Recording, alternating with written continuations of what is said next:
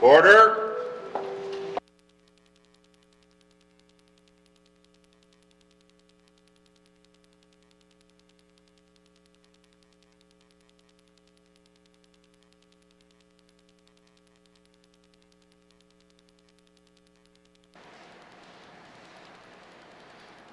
It's an honor for me to be here today to pray for each one of you ministers out here today working for our region and for our people throughout the region.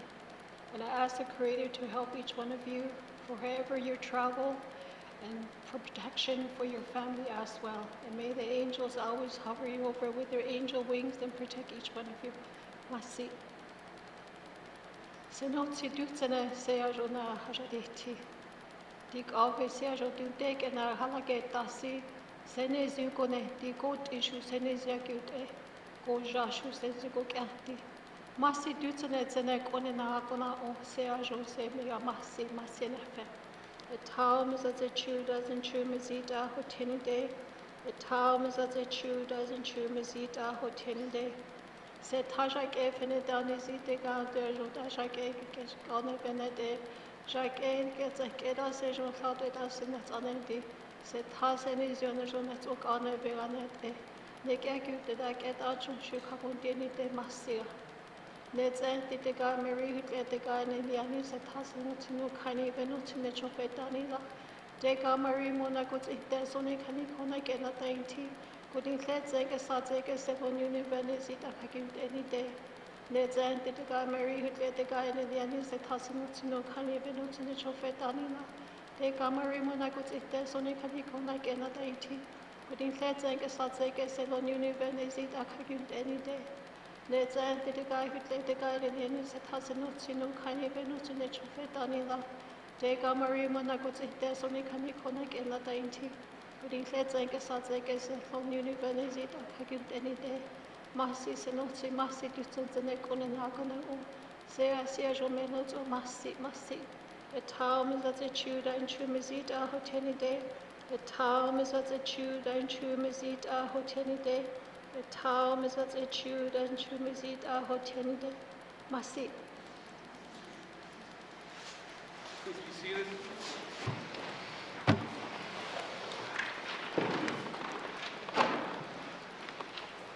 I'd like to thank Mary Jane Kazon for the blessing today. Minister statements. Minister for Infrastructure. Mr. Speaker, I would like to provide an update on the challenges faced this year in maintaining the Northwest Territories supply chain and the steps our government is taking to address them. Our territory has been hit hard by a combination of record low water levels, wildfires, rail disruptions, and added strain on our winter road systems. These issues have impacted the delivery of fuel, goods, and services to our communities. Mr. Speaker, I want to assure you and the residents of the Northwest Territories that we have taken decisive action. This season, barge operations were impacted due to record low water levels on Great Slave Lake and the Mackenzie River. To ensure essential products reached the Beaufort Delta region, we rerouted cargo from Hay River to the Tuktoyaktuk terminal. Despite these challenges, we successfully delivered essential petroleum products to all Beaufort Delta communities relying on barge transportation. We also launched the Hay River Harbour Restoration Project with dredging operations to support marine transportation services, the Canadian Coast Guard, commercial fishers, and other harbour users. We understand how vital it is to northern communities, how vital fuel is to northern communities. In order to maintain sufficient quantities of fuel, Marine Transportation Services and Fuel Services Division have continued to deliver essential fuel to 16 communities served by the GNWT and Northwest Territories Power Corporation. Wildfires this summer further complicated supply chain operations by disrupting transportation routes. Our highway operations and compliance teams worked tirelessly to manage these disruptions, ensure public safety, and keep critical deliveries moving. Our ferries, which are an essential part of the Northwest Territories transportation network, faced temporary shutdowns for unscheduled repairs this season. While these disruptions were unfortunate, I am pleased to share that we've implemented enhanced maintenance practices and increased monitoring to improve our operations. Disruptions to CN Railway have also created a lack of direct rail access to Hay River and to our marine terminal, reducing our future fuel resupply capacity. The GNWT continues to explore options to resolve this issue. Our winter road network remains crucial for connecting remote communities, especially in light of other supply chain issues. To prepare for increased traffic, we will be investing in increased maintenance to ensure these roads remain safe and in good driving condition throughout the season. We are widening the Mackenzie Valley Winter Road where possible, adding signage, increased patrols, and checkpoints to ensure driver safety. And Mr. Speaker, to support those affected by the low water levels and barge cancellations, the GNWT recently announced funding for businesses in the Sawtooth and Beaufort Delta regions. The government will also continue to pay the actual heating costs for eligible income assistance recipients and has increased the monthly subsidy rates under the Senior Home Heating Subsidy for Norman Wells. Additionally, the GNWT has donated $150,000 to the Norman Wells Food Bank to ensure families can access essential supplies during this difficult period. This assistance will help offset the increased costs of shipping essential goods and services. The GNWT also committed to long-term solutions, and we are working with Indigenous and community governments and engaging the Government of Canada to secure funding for the all-season Mackenzie Valley Highway. This project will reduce reliance on seasonal routes, strengthen climate change resilience, connect communities year-round, and boost economic opportunities. We hope that the ongoing environmental assessment will be completed next year, after which we can work to obtain the necessary permits and licenses for this transformative project. Mr. Speaker, the challenges we have faced this year are significant, but I am confident in the steps that we are taking. Through proactive planning, increased maintenance, and collaboration with partners, we are ensuring that northern communities will stay connected and supplied. And I want to thank the GNWT staff, community leaders, and transportation partners for all of their continued efforts to overcome challenges. Together, we are keeping the supply chain moving and supporting the infrastructure that drives our territory's resilience and growth. Thank you, Mr. Speaker. Thank you, Minister of Infrastructure. Minister statements. Minister of Education, Culture and Employment. Thank you very much, Mr. Speaker. Mr. Speaker, today I'm going to start my statement in Dene Kide.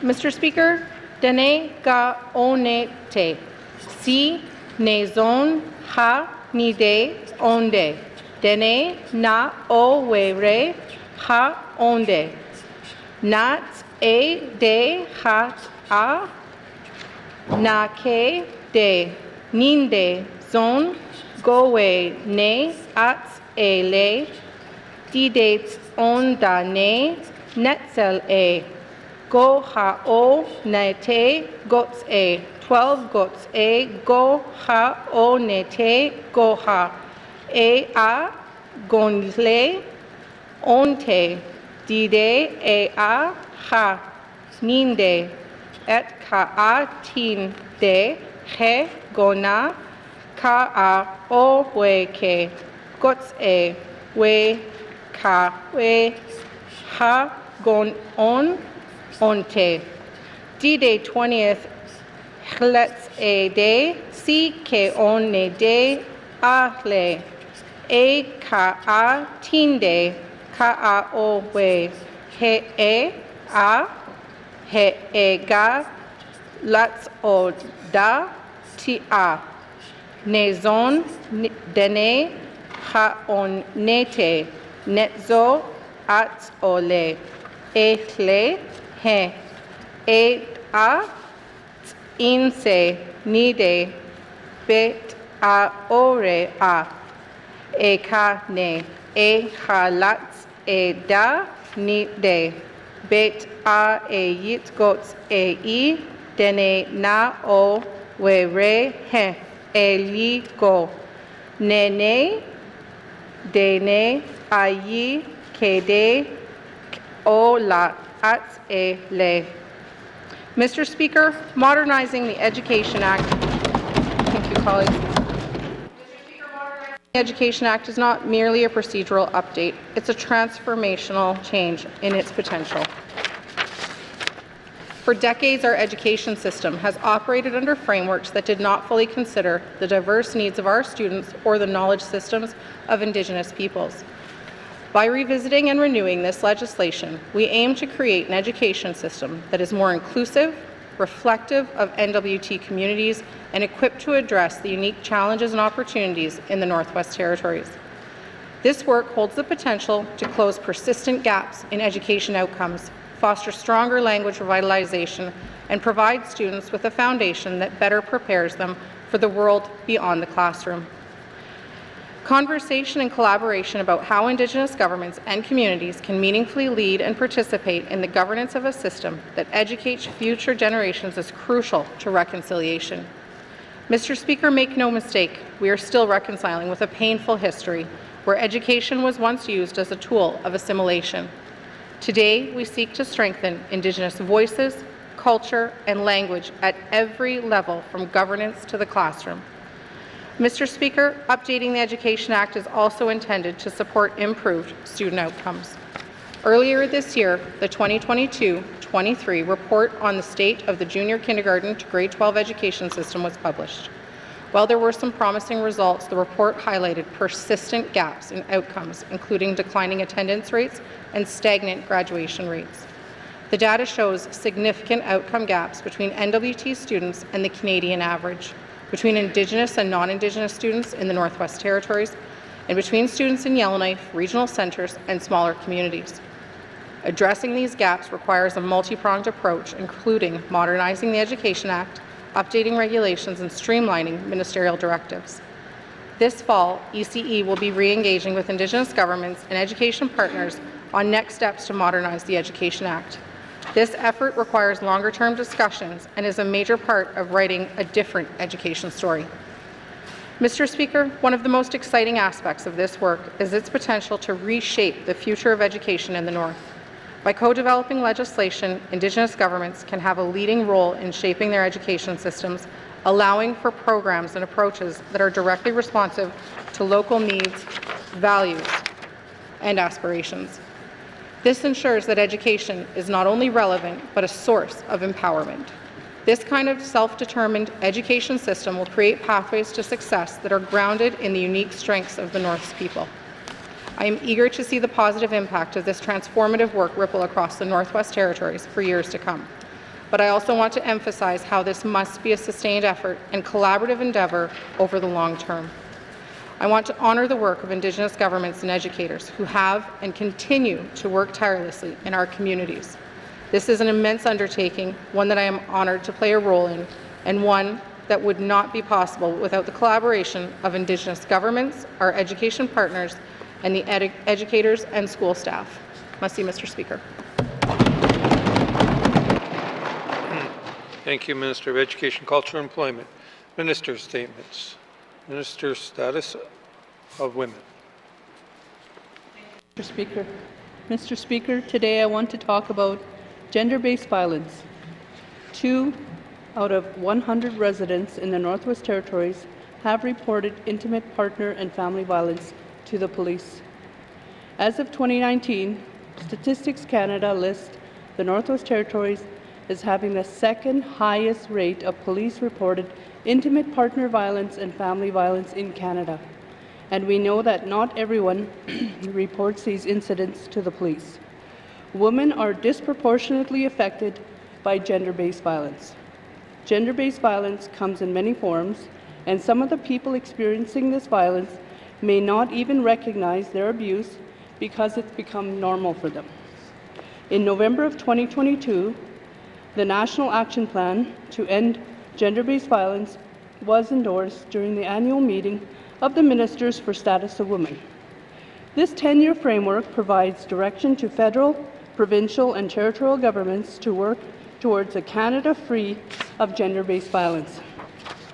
In August 2023, the GNWT signed a funding agreement with the Federal Department of Women and Gender Equality for $16 million over 4 years to implement the National Action Plan to End Gender-Based Violence within the Territory.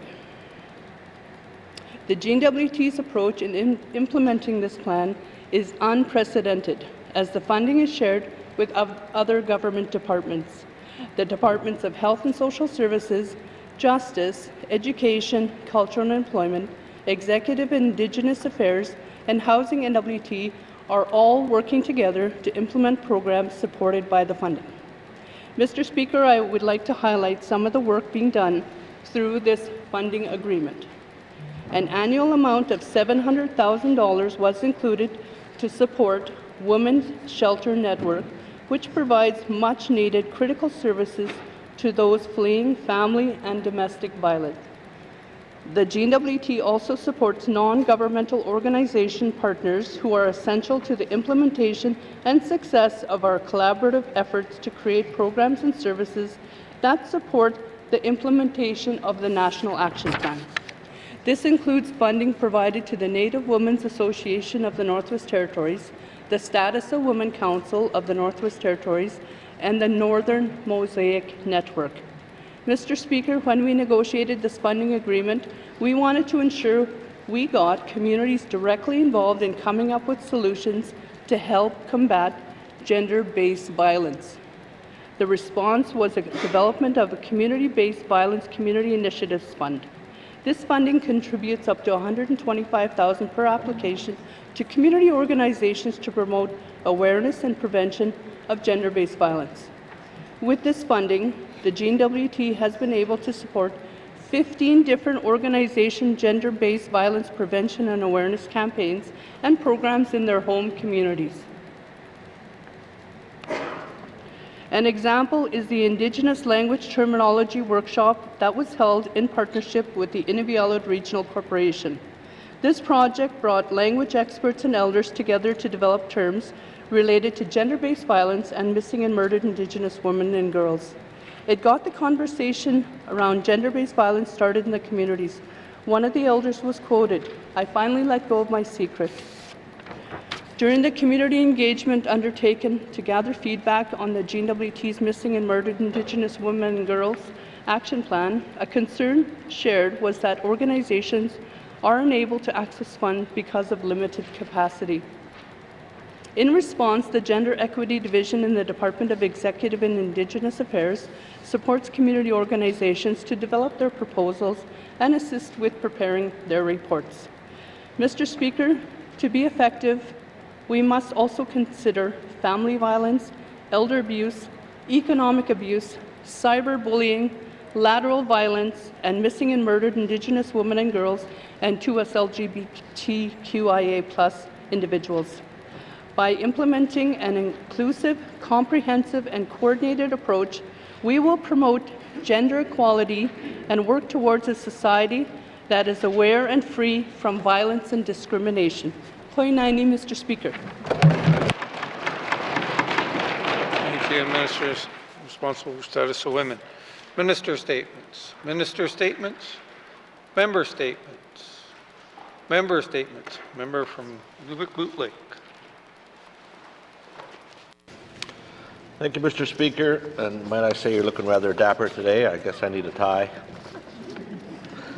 Mr. Speaker, I'm going to borrow a statement from my esteemed colleague from Inuvik Twin Lakes today from Hansard in October 14th, 2022.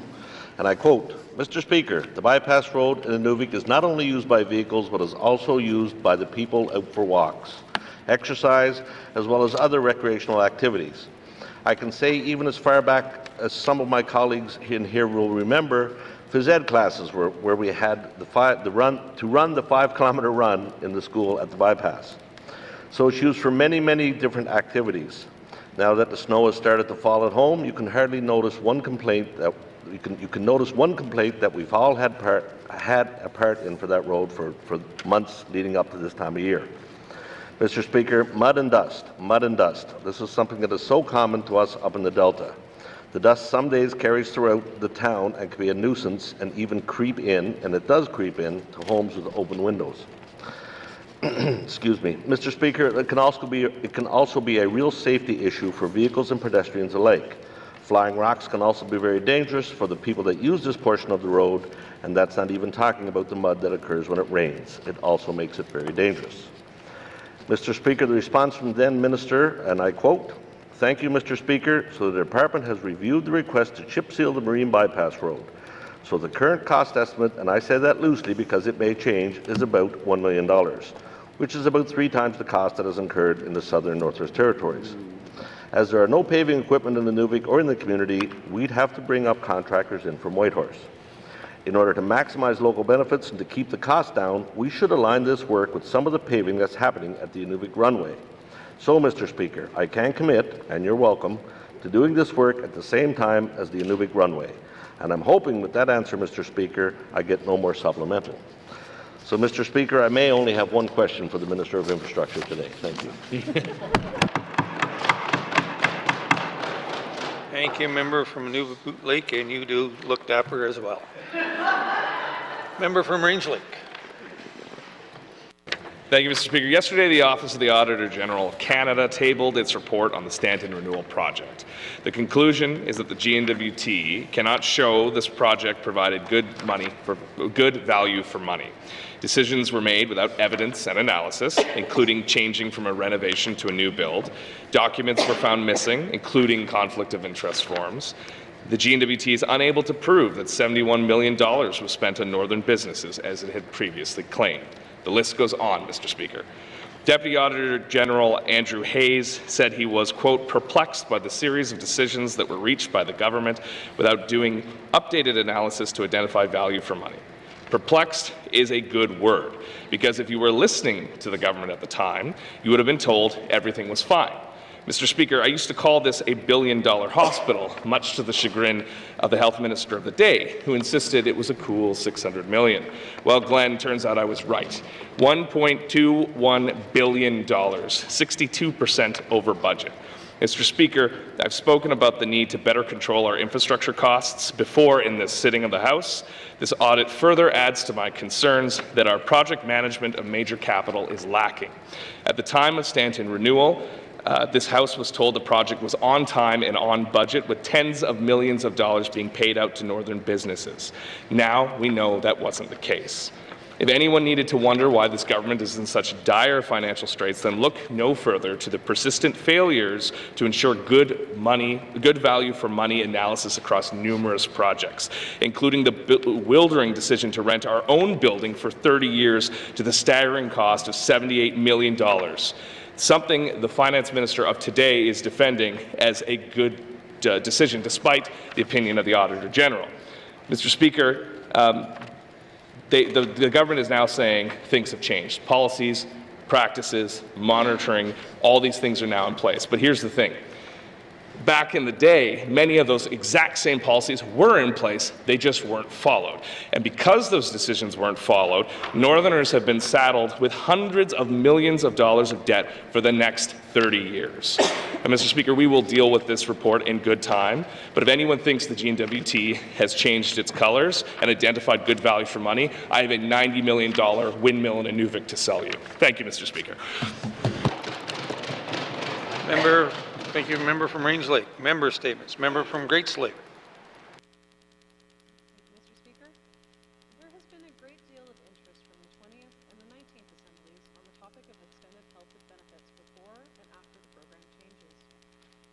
As the Minister of Health and Social Services knows, I am keeping tabs on the rollout of this program as it progresses to understand how we are best supporting those who need both the program and need ways to ensure that they aren't making choices between paying rent and their bills or having the medication that they need. I had many questions for the minister, and happily I got many answers that I would like to share. As of October 16th, 618 residents are registered in the new EHB program. Applicants are assessed through income thresholds, which are different in different regions of the NWT. Incomes above Band 10 have to pay a deductible and co-shared costs for their medications.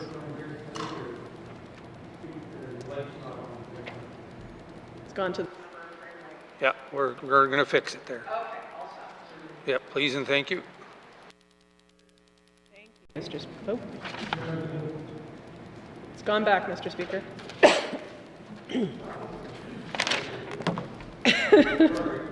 Alrighty, thank you. Incomes above Band 10 have to pay a deductible and co-shared costs for their medications. So far, 373 residents are above Band 10. 245 residents are below that band and have their costs fully covered. 256 residents, or currently 41% of all program beneficiaries, are on the new EHB program that were not covered under the old one. This is good news, and I'm happy to hear that there are residents who now have coverage who didn't before. However, as mentioned during the last O&M budget session, this band cutoff is not a given moving forward. And this is where my concern for my constituents resides. Asking people struggling with cost of living pressures on a modest income is not a place I think any of us want to be as a territory. I had a constituent reach out who was struggling with their placement in the band system because they are a household of one, making rent, paying bills, and now having new costs they didn't have before September 1st was proving difficult. Mr. Speaker, I seek unanimous consent to conclude my statement. New member from Great Slave. I think I cut your probably 15 seconds off there. Pardon me. Member from Great Slave is asking unanimous consent to conclude her statement. Seeing no nays, you may conclude your statement. Thank you, colleagues. Thank you, Speaker. It's still with Frame Lake, but that's okay. After speaking with the Minister's office, I was able to assist my constituent in a solution that was not immediately clear to them when they applied. Payment plans are available. I appreciate that after this interaction, the Minister committed to better highlight that option to applicants because so far only one resident has used this payment plan option. Mr. Speaker, I'll have further questions for the Minister at the appropriate time. Thank you. Thank you, member from Great Slave. Member statements. Member from the Sawtooth. Thank you, Mr. Speaker. Mr. Speaker, the first early days of the Norman Wells oil field, a crew composed of 6 drillers and 1 oxen named Tommy began a 6-week, 1,900-kilometer journey northward by rail, riverboat, and foot to a site now known as Norman Wells. Mr. Speaker, the drilling crew encountered many hardships with permafrost. By this time, river ice had frozen. A decision was made to wait out the winter. Mr. Speaker, they survived, but Tommy did not. But heroically supplied many meals. And Mr. Speaker, drilling resumed in the following spring. A relief crew arrived and oil was struck August of 1920.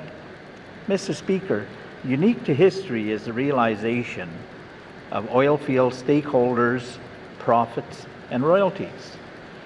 Mr. Speaker, I understand our government is aggressively pursuing federal emergency funding to alleviate the high fuel cost in Norman Wells. These oil field benefits certainly create a valid argument for relief aid. Mr. Speaker, within the last 24 hours, I had received notice from one of many business owners and is closing their doors. Within those doors, our government is a tenant. Mr. Speaker, I cannot stress enough the stress this crisis has created. I recommend, as last week, the government of the Northwest Territories must cover this lower than original cost with a position on federal reimbursement. Must see, Mr. Speaker. Thank you, member from the Sawtooth. Member statements. Member from Mackenzie Delta. Thank you, Mr. Speaker. Today I would like to address the condition of the Dempster Highway during the summer and fall season. A portion of the highway that I am referring to is between Wrangell River and Inuvik. This portion of highway has never been this bad before. I have been receiving calls, text messages on a daily basis from concerned residents from all over the Beaufort Delta region. Mr. Speaker, I have driven the Dempster Highway for many years and I can attest to the concerns of the residents of the Beaufort Delta when they state that they have never seen this highway in such bad condition. I had to go to Inuvik to catch a plane bound for Yellowknife. Even though we left 9 o'clock in the morning, we just made the plane at 1 p.m. The cab driver was driving at a speed of 40 kilometers an hour because it was so rough. I have seen vehicles driving on the wrong side of the road just to avoid the potholes and rougher portions of the highway. Mr. Speaker, I have received calls from contractors stating that they have encountered many unexpected expenses during this time in question. A contractor from Sigachik had to send 2 of his vehicles down south because of the damage to his vehicles. This has caused time and money to his business, time and money he will never get back. Other residents stated that they have unforeseen wreckage to their vehicles, the tires and rims. Tourists are posting pictures of the damage that they have encountered while driving this portion of the highway.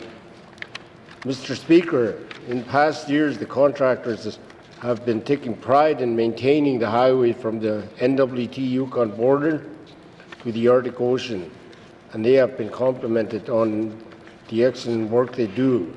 But for some reason, this year has been quite different and dangerous for the users of this portion of the Dempster Highway. I will have questions for the Minister of Infrastructure at the appropriate time. Thank you, Mr. Speaker.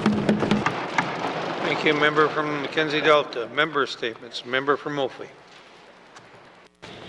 Thank you, Mr. Speaker. Mr. Speaker, today I would like to talk about the Auditor General's report on the Stanton Territorial Hospital project. The report estimates that as of June 2023, the Stanton project's overall costs, which were originally supposed to be $750 million, Mr. Speaker, costs which were originally supposed to be are now in the range of $21 billion over the next 30 years. Mr. Speaker, this is the most expensive capital project in the history of the territory. Our current ministers should not be blamed for the financial mess created by past government, especially Minister of Finance of the day, it was Michael Meltenberger. Mr. Speaker, our people are going to be the ones left paying for the increased cost of this project, an estimated 62% increase, Mr. Speaker. The Deputy Auditor General said he was perplexed by this series of decisions that were reached by the government, and I do agree. The government did not include annual property taxes when planning for the new project, which are estimated to cost at least $151.6 million over 30 years. Operating costs for non-medical services in the new hospital are projected to increase by $173 million over 30 years. The government's decision to sublease its own hospital cost $78.6 million. It is absurd the government agreed to rent a building they already own. Mr. Speaker, our small communities are hurting. People are not getting medical treatment in their own communities, and our programs and services need more funding. Mr. Speaker, the Auditor General report shows this project is going to have a long-term impact. Mr. Speaker, can I have unanimous consent to conclude my statement? Thank you. Member from Mophie. Member from Mophie is asking for unanimous consent to conclude her statement. Seeing no nays, you may conclude your statement. Mr. Speaker, we are not going to have money we need to fix our healthcare systems or support operations in small communities. I will have a question for Minister of Finance. Thank you. Thank you, Member from Mophie. Colleagues, I've heard two names mentioned here in two member statements with people not in this building. Next time I hear it, I will call you on it. Use the positions and just leave it at that. Thank you. Member statements. Member from Yellowknife North. Mr. Speaker, today I want to talk about our deficit mentality in this government. What I mean is the way we think about our deficiencies, our deficits, that ends up dangerously impacting our actual financial deficit and increasing our debt burden. Now, the Premier and the Minister of Infrastructure often refer to our infrastructure deficit in this territory. The word deficit means a lack, something that we want that we don't have, or something that someone else has that we don't have. I understand that when Cabinet goes to Ottawa, we're competing to access federal dollars. So we use this language to point out the things Other places have that we don't have. But when this idea of an infrastructure deficit becomes the only story that we tell ourselves, we get into big trouble. Our deficit is compared to what? Compared to who? Should we have the same highway and electricity grid network as Alberta does? Should every community in the NWT have paved highway access? Should every community have the same recreation facilities? We haven't really defined our ultimate goals, what would even be ideal, let alone wise or responsible. And so we're left always feeling unsatisfied, that what we have is just never enough.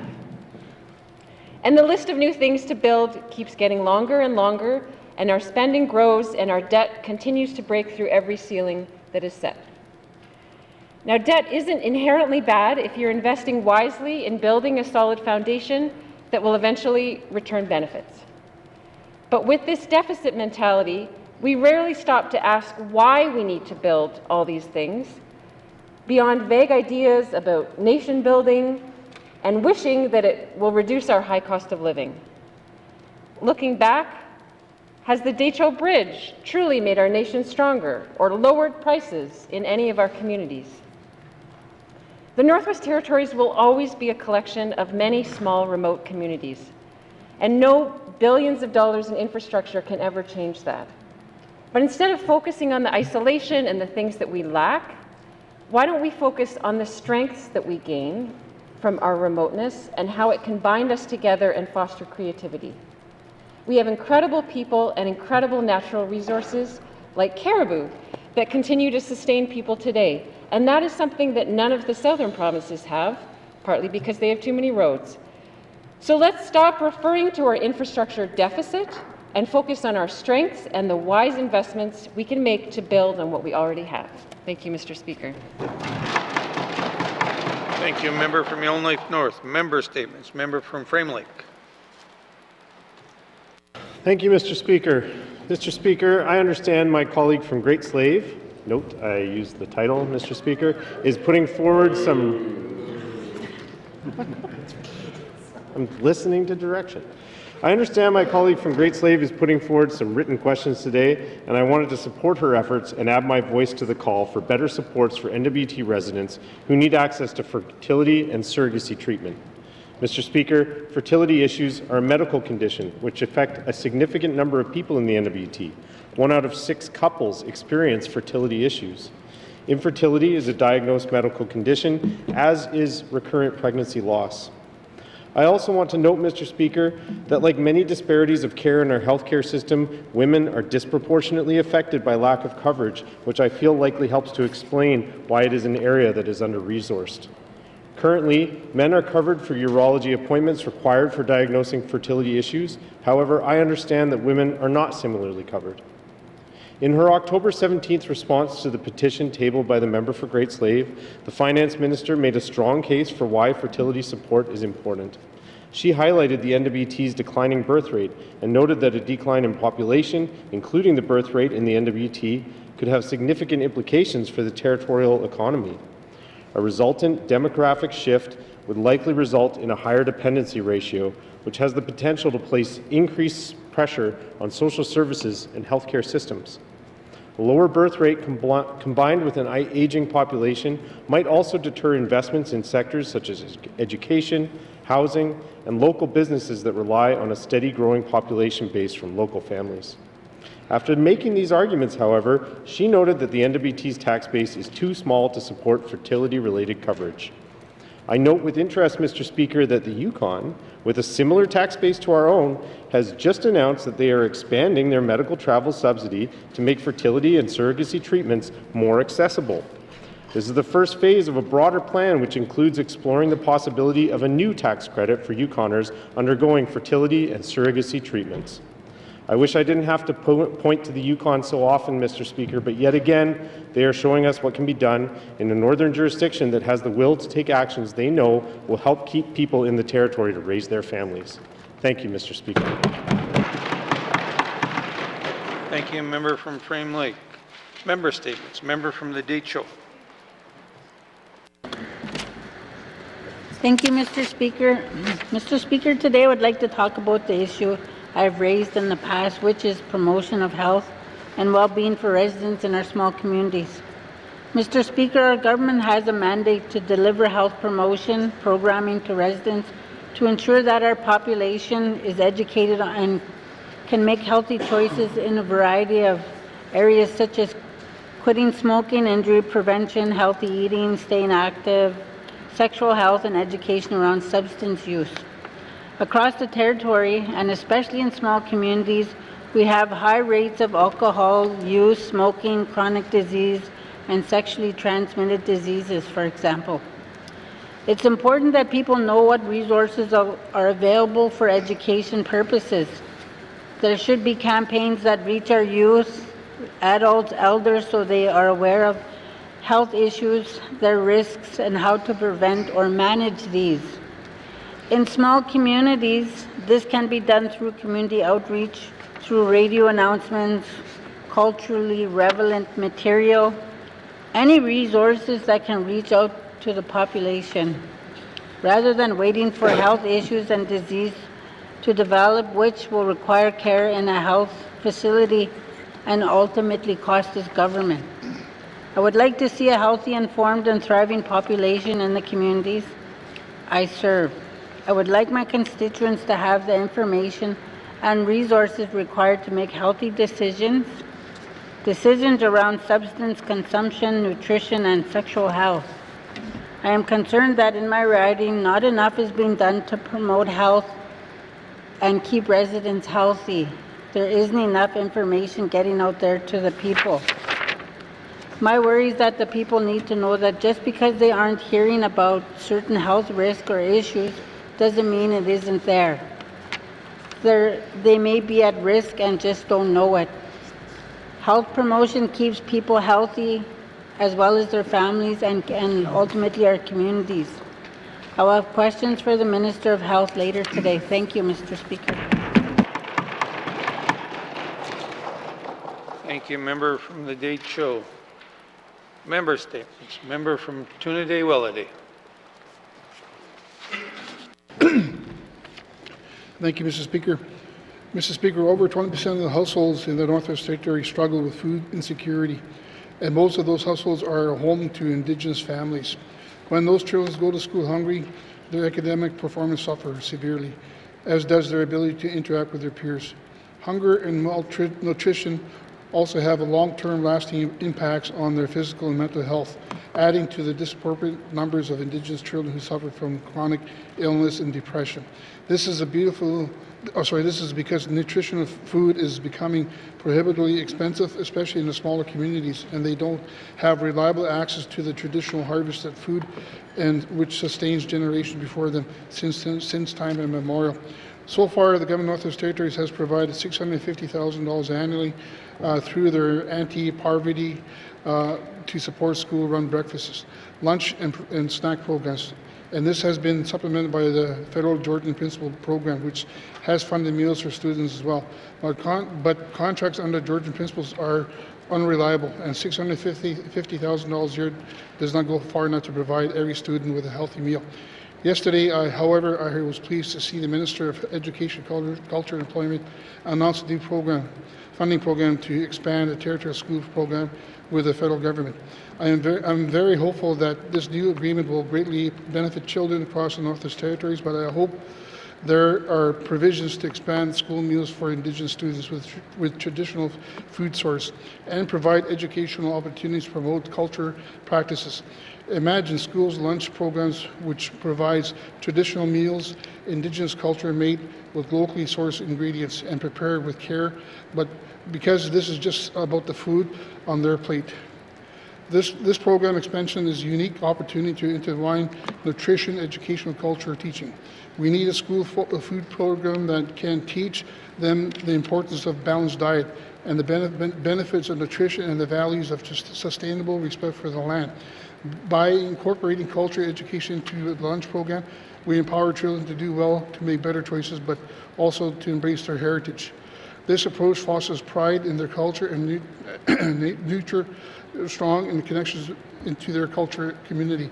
Mr. Speaker, I seek unanimous to conclude my member statement. Thank you. Thank you. Member from Tuna de Wellade. Member from Tuna Wellade has asked for unanimous consent to conclude his statement. Seeing no nays, you may conclude your statement. Thank you, Mr. Speaker. Thank you, colleagues. I know this agreement is still in the early phase, but I hope to learn more about the benefits it will have on the children in the Tuna de Wellade riding, and perhaps provide more room for input from my communities. I look forward to asking the Minister for more information later this afternoon. Thank you, Mr. Speaker. Thank you, member from Tuna de Wellade. Member statements. Member from Yelney Centre. Thank you, Mr. Speaker. Mr. Speaker, I want to say supporting youth with autism in the Northwest Territories is critical. We need to look at it through a multifaceted approach by addressing their needs, whether it's regional or a large centre, Mr. Speaker, like Yellowknife. Mr. Speaker, imagine if you're in a small community and you have children or a child, or there's other types of people with learning disabilities in your community. Where do they go? Well, they come to Yellowknife often because the services and supports aren't there. Mr. Speaker, but what I also find here in Yellowknife is people are leaving Yellowknife to go to Alberta because supports for things like autism are there, not here, Mr. Speaker. We have a duty to help these young people achieve the best and most full potential that they can. It may be limited in some cases because I'm also a realist to know that, but the fact is we have a duty to ensure that they can live the best lives that they can. This burden often falls on the big shoulders of parents who struggle with these challenges each and every day. Mr. Speaker, we cannot leave these young people who can do better, who want to do better, behind. Mr. Speaker, lifetime pathways are being developed and formed when young people are born, and then in their formative years, they're not getting the assessments and treatments and supports they need. We need early intervention because it's when they're young it matters the most. Mr. Speaker, we can help redefine some of those weaker pathways. We can strengthen the ones they've got because we don't want to miss this critical opportunity, because if we don't do this when they're young, it's too late. In other words, collectively, we must work together. How can we do this, Mr. Speaker? Well, early intervention and diagnosis is clearly critical. Many families will tell me it takes them a couple of years to get an assessment. 2, maybe 3 years already passed by without those critical interventions needed. Educational supports, Mr. Speaker. We can only rely on the schools so much, and there's not enough funding to go around, as well as focus on this particular issue. Mr. Speaker, community and family supports are critical. Mr. Speaker, when we have parents who have children with autism, they end up having to leave work to cover for the SIP days. Mr. Speaker, after-school programs don't exist for folks like this. Summer programs don't exist for this. It falls again on the family's shoulders. There is limited, and I mean limited, funding through EC&E, but it's barely enough to fund a couple families when we have more than our share. Mr. Speaker, there are mental supports for the families who struggle with this each and every day. Ultimately, Mr. Speaker, I will have questions later on this particular matter because it is critical for the North. Thank you very much, Mr. Speaker. Thank you, member from Yelney Centre. Member statements. Colleagues, approximately 25 years ago, the Seven Spruce Golf Course decided they should come up with a 4-person best ball tournament. After thinking about this idea, the executive asked 2 members to reach out to various businesses in the community and surrounding areas. One of the businesses to reach out to was the owner of Kingland. He directed him to speak to the parts manager, and since that meeting, the partnership has grown. It started out being the Seven Spruce 4-person best ball tournament sponsored by Kingland Ford. Then it was changed to Kingland Ford, and then recently Aurora Ford 4-person best ball after Aurora Ford was purchased by Kingland.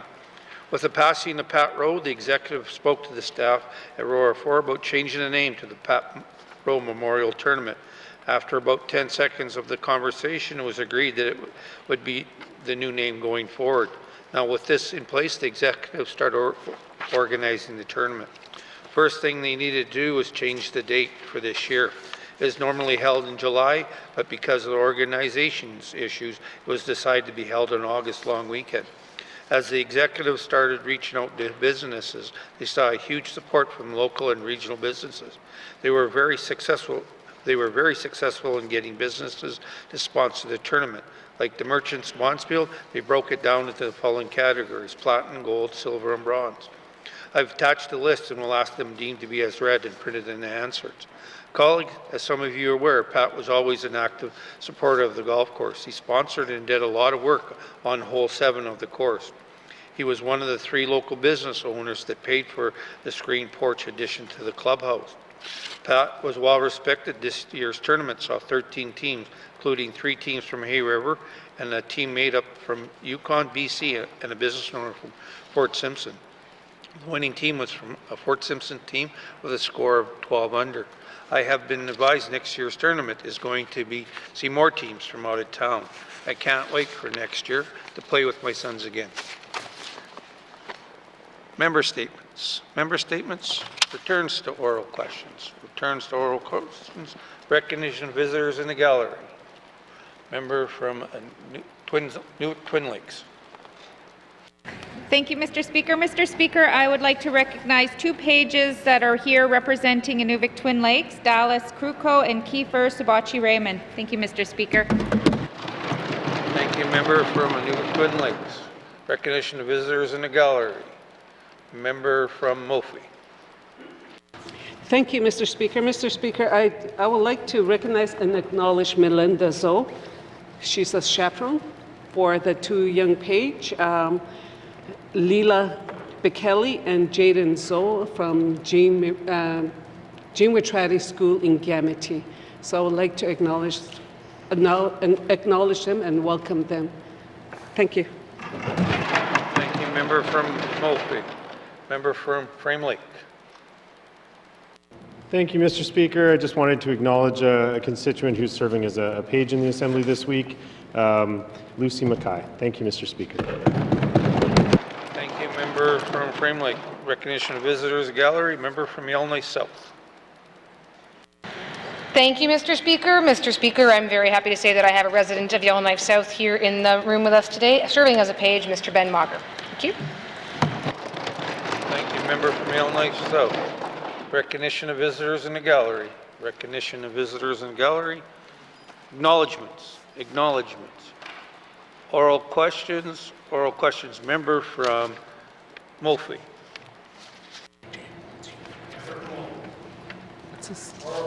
Oh. That was for the second set, but that's good. Thank you. Thank you, Mr. Speaker. Okay, this is a question for Minister of Finance. Can the minister explain why the government decided to sublease the old Stanton building at an increased cost of $78.6 million? Thank you. Thank you, member from Mophie. Minister of Infrastructure. Thank you, Mr. Speaker. Mr. Speaker, the opportunity that arose to sublease the building was later in the procurement process. And this has been some of the challenge with the audit, is that there were multiple stages to what occurred from back in 2013 when the project first originated up to the last stage of that project, which is when that decision was made to sublease. At that point in time, there was this opportunity because the investment that was being made by one of the partners to decommission, renovate, clean up that old building, that involved a significant amount of investment, and their intent was that they would lease that out to recoup the significant cost to do that. When they were ready to do that, Mr. Speaker, the Department of Health and Social Services was also looking at that time for an opportunity to put a long-term care facility somewhere. They did do an analysis on the cost per bed. I'll remind you, Mr. Speaker, that this was after COVID, when costs of building and constructing new things had gone up. The cost per bed was quickly realized would be cheaper at the Legacy building than Ligwagoti building than what it would be elsewhere, and so the decision was made to pivot and to utilize that facility. Thank you. Thank you, Minister of Infrastructure. Member from Mophie. Yes, thank you for the information. Mr. Speaker, can the minister explain what non-medical services in the new hospital are projected to increase by $173 million over 30 years? Thank you. Thank you, member from Mophie. Minister of Infrastructure. Okay. Thank you, Mr. Speaker. Mr. Speaker, there probably is a bit of both departments here. Mr. Speaker, I'd like to take that number back. It's a very specific number, and while I'm familiar with the audit, I'm not necessarily up to speed with what that number would be. So in terms of the projected costs, we do have a fairly detailed analysis that's obviously been done when we got the audit in. We are looking at where costs are going over the course of time. There's some concern that we have seen with respect to the audit in terms of understanding the difference between the portion that is within the P3 project and the portion that may be connected to Legwagoti building, and then on top of which there have certainly been changes in the healthcare sector with respect to the cost of delivering healthcare, particularly following after COVID-19. And the time when the projections were originally done, 2013, 2015, do not match up to the realities of what we were facing post-COVID. And so there are some concerns in there, and that may well be the sum total of the explanation, but I want to make sure I fully get the number that the member referenced. So aside from mentioning the concern there, Mr. Speaker, I will make sure that there's nothing missing in that number. Thank you. Infrastructure/Finance. Member from Mophie. Thank you. The Auditor General estimates that the Stanton project will cost $1.21 billion over the next 30 years. Can the minister explain how the territory will pay the increase in costs? Thank you. Member from Mophie. Minister of Infrastructure/Finance. Thank you, Mr. Speaker. Mr. Speaker, this too, I do want to just provide quickly before we pay the costs that we pay for services, and certainly within healthcare, these are essential services for residents of the Northwest Territories. But, Mr. Speaker, the Auditor General was bringing together what for us is the P3 project, which is the Stanton Hospital, as well as the Legwagoti building, which is where the long-term care facility and now primary care are housed. So this has been a conversation that I've had with the Auditor General's Office of Canada that does our audits over the course of many years. We do not see, as the Government of Northwest Territories, the two projects as being one P3. That does seem to be how the math was come down here. Again, far be it for me to be the auditor on the floor, Mr. Speaker, but those two projects, from our view, are separate. They're both delivering healthcare services. We will, of course, prioritize to ensure that healthcare services continue to be delivered, and there's a lot of work happening in that space to make sure that we're delivering the right services in the right way at the right cost. And as that evolves in both of those facilities, we'll continue to make sure residents are being served. Thank you. Minister. Final supplementary. Member from Mophie. Thank you, Mr. Speaker. Can the minister explain what effects taking on this debt will have on capital projects and spending in small communities? Thank you. Thank you. Member from Mophie. Minister of Infrastructure. Thank you, Mr. Speaker. Mr. Speaker, all communities across the Northwest Territories need to continue to be invested in, and analysis gets done, whether it's the Department of Health looking at long-term care facilities, whether it's education looking at educational needs. Those processes continue. One of the things that does come to me from looking at the audit is the importance of having good planning, is the importance of having good records, and quite frankly is the importance of having all of that consolidated in one place with experts in that area, and that is something that we do now have a much better handle on. 5 years ago, Mr. Speaker, there was about 5 different sets of objectives associated to the procurement processes in the Government of the Northwest Territories. It is pretty difficult to maintain a coherent system when you're operating under a regime like that.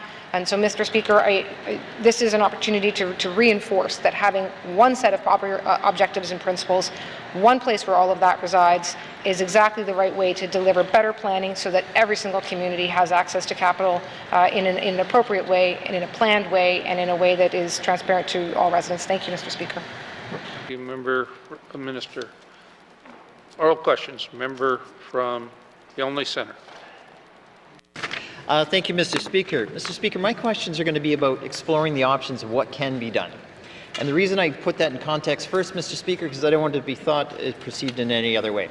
So, that said, Mr. Speaker, I'm in possession of a letter from the Tabacha Leadership Council addressed to the Premier and or Minister of Justice.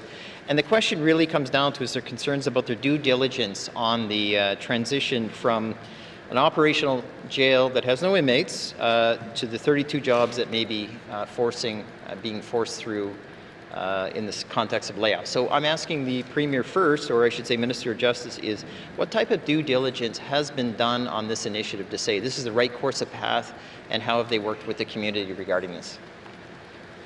You member from Yonge Centre, Minister of Justice. Thank you, Mr. Speaker. So earlier this year, this Assembly considered the main estimates, which is the budget document for the Government of the Northwest Territories. One of the items in there was the Fort Smith Correctional Centre, the men's unit, and there were deliberations in this House, and ultimately that budget was passed. And so the work that went into the lead up to that is that we had a look at all of the programs and services we deliver across the Department of Justice, looked at what was legally required to be done, what programs and services were legally required to deliver, what programs are federally funded, so there'd be no cost savings if we remove those, and we looked at what services or programs are costing us more than we can justify. And so if we look across the entire correctional system in the Northwest Territories, we have a very low utilization rate, about around 50% it hovers, and we looked at all of the facilities, and it was determined that the greatest cost savings would be if that facility was closed. Now, this was not an easy decision. I lost many nights of sleep over this. We had very spirited discussions at Cabinet, but ultimately that's where we landed, because we could no longer justify having that facility open for the few number of inmates that we have in the Northwest Territories. Thank you, Mr. Speaker. Minister of Justice, member from Yonge Centre. Thank you, Mr. Speaker, and I want to recognize the tone the Premier brought to that. I think it was certainly appropriate. I'm not trying to do jabby or clever questions. This is very important, and it's a very important subject for government. Mr. Speaker, I just want to make absolutely clear, 32 jobs in a region matter to a Yellowknife MLA because it affects us all in one way or another. That said, Mr. Speaker, the letter, including the phone calls I've received, talked about finding a solution or course of path for these jobs and this potential facility. Again, written from the direction and point of view of these people from the Tabachi Leadership Council, feel that the solution was dumped on them.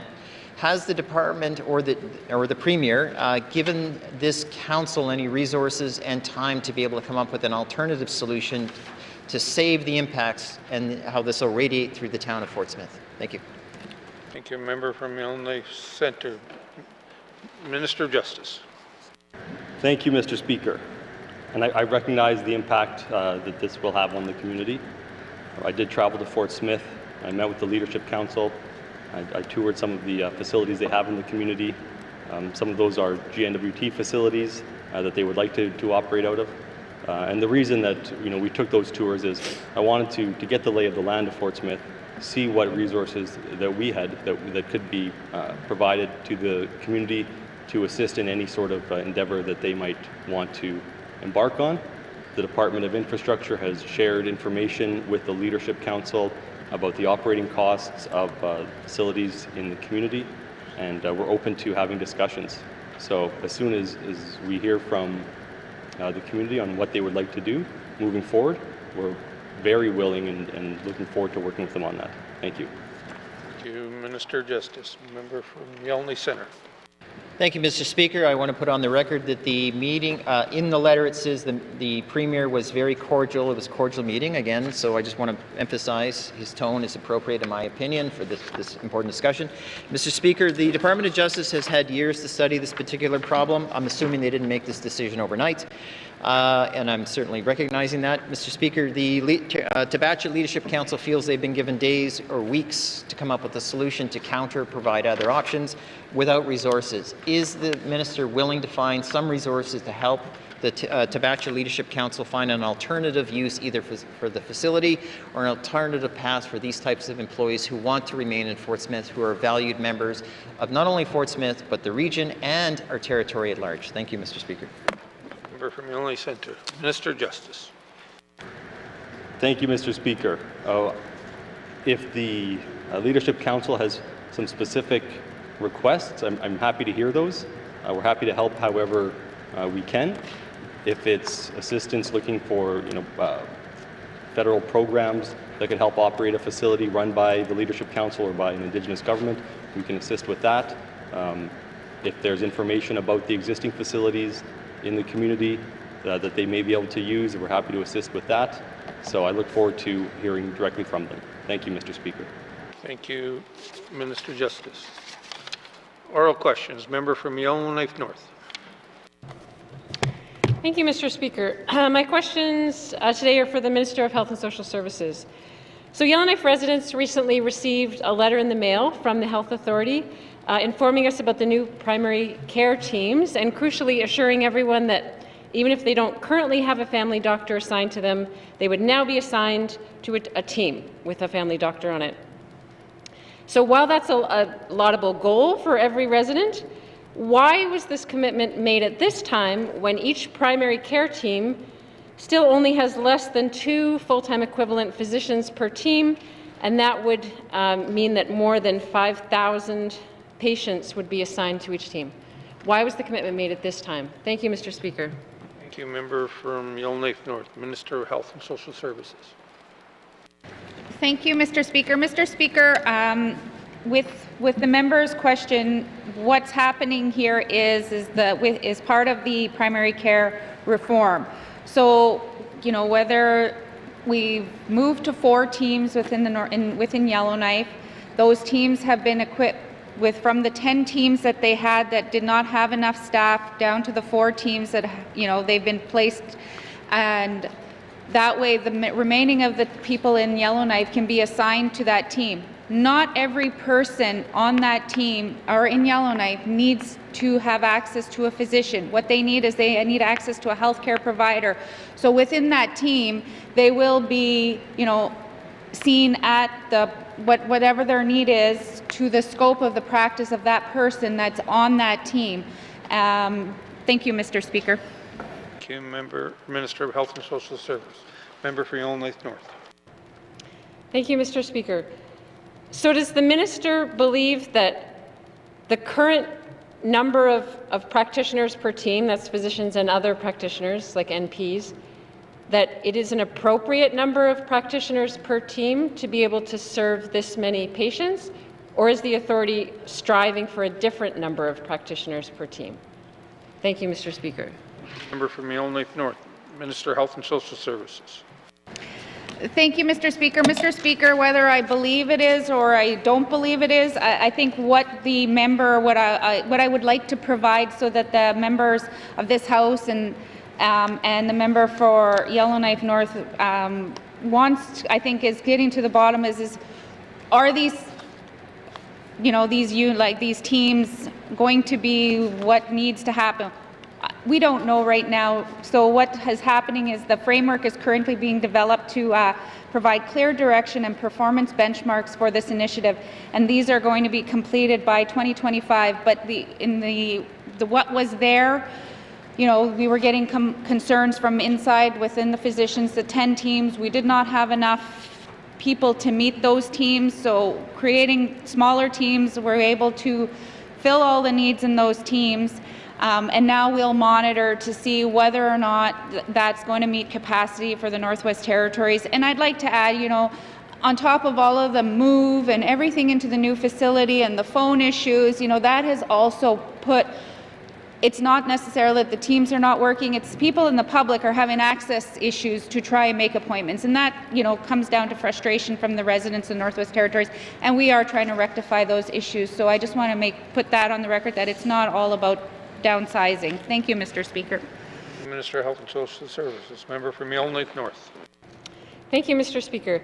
Is the minister aware of any studies or plans that have been prepared in the past that would give us an answer to the question of how many is the right number of practitioners for a certain number of patients per team? Do we have any studies that would direct us towards what is the appropriate number of patients per team? Thank you, Mr. Speaker.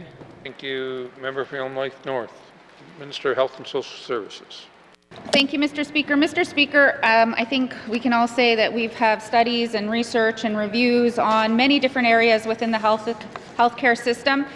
Specifically to primary care, there are different things that have been done. Some of those things they don't necessarily meet the primary care reform needs. Some past, if there's reports out there, they might take pieces of them that meet the need of primary care reform.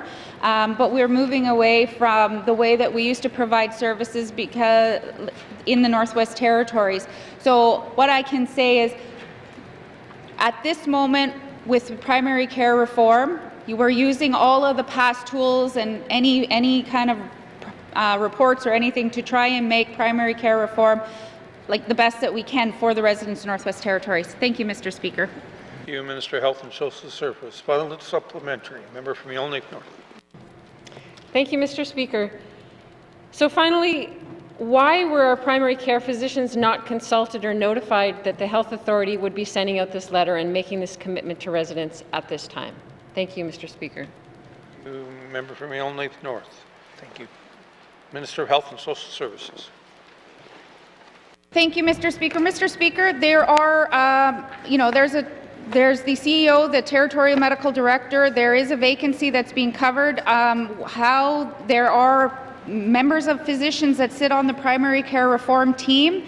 So how and who wasn't informed, I can't specify how that communication went to the physicians and how the information was released or how it was reported to them that it was going to be released at this time. Thank you, Mr. Speaker. Thank you, Minister of Health and Social Services. Oral questions. Member from Toonaday-Willety. Thank you, Mr. Speaker. Mr. Speaker, my question is for the Education, Culture, and Employment Minister. This new deal with the federal government to expand school lunch program is an excellent opportunity to improve both nutrition and academic performance of children across the North. But I hope that this program will have a strong focus on Indigenous children. Mr. Speaker, I would like to ask the Minister, will the expansion of this program prioritize cultural relevance for Indigenous students? Thank you, Mr. Speaker. Thank you, Member from Toonaday-Willety. Minister of Education, Culture, and Employment. Thank you very much, Mr. Speaker. Mr. Speaker, also a huge thank you to the member. His member statement absolutely hit on all of the points of what this relationship between the GNWT and the Government of Canada is trying to achieve, and it's so much more than food. And so the answer absolutely is yes. The program is based on the existing, or the funding, is going to be funding through the existing Healthy Food for Learning program that is maintained by Education, Culture, and Employment, and those dollars flow out to education bodies. Education bodies will have the opportunity to work through community partnerships, to work with local harvesters and subsistence hunters to prepare traditional foods in schools. Really, this work is going to be on a case-by-case basis, depending on how each education body chooses to use some of it. And so some of the examples, Mr. Speaker, of how they're able to use some of this food is absolutely increasing quantities of food, hiring personnel to support the organization and food program delivery needs, providing food safety training, and also the ability to do capital or infrastructure investments or improvements. Thank you very much, Mr. Speaker. Minister of Education, Culture, and Employment. Member from Toonaday-Willety. Thank you, Mr. Speaker. Geez, she answered all my questions.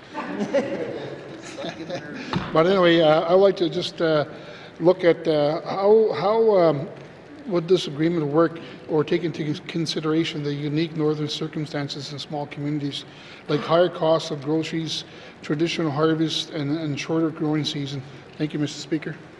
Toonaday-Willety. Minister of Education, Culture, and Employment. Thank you very much, Mr. Speaker. Mr. Speaker, I'm very thankful that this program is willing to be flexible in how we administer it within the Northwest Territories, within the criteria that I outlined for the member. But that being said, the current formula funding for the Healthy Food Learning is going to be used, and that formula allows us to distribute based on student populations, also based on food cost indexes for the region the school is located in, and also the median incomes of communities. And so it will be flexible and responsive to where the students live. And also the flexibility of the programming allows for things like capital investments and infrastructure improvements as determined by the education bodies, which is really important that we're able to actually work with education bodies and work with communities themselves in order to really get to where the students need these dollars so that it does have a positive impact in the classroom. Thank you. Thank you, Minister of Education, Culture and Employment. Member from Tuna-Day-Willity. Thank you, Mr. Speaker. Thank you, Minister. Right now, GNWT funds $650,000 for NWT school food program. How much more funding can the NWT expect each year under the new agreement? Thank you, Mr. Speaker. Thank you, Member from Tuna-Day-Willity. Minister of Education, Culture and Employment. Thank you very much, Mr. Speaker. Mr. Speaker, Canada-wide, the Government of Canada is putting $1 billion more over the course of 5 years into classrooms across the country.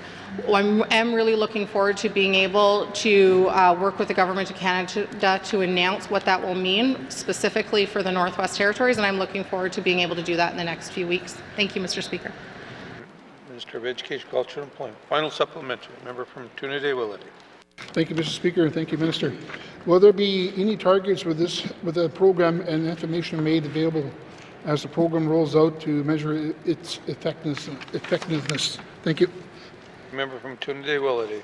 Minister of Education, Culture and Employment. Thank you, Mr. Speaker. Mr. Speaker, as it stands with the existing program, education bodies already formally report on types of food and program that their program offers, and the average number of children and youth served. And those are all available online through annual reports that are already published. In addition to that, ECE is going to be engaging with education bodies to set more formal targets specific to this new funding.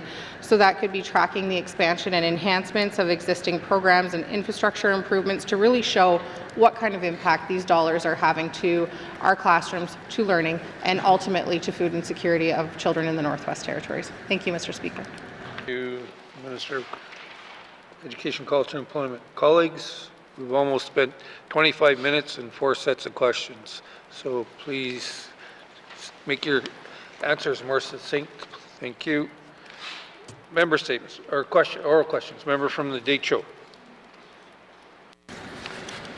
Thank you, Mr. Speaker. My questions are for the Minister of Health.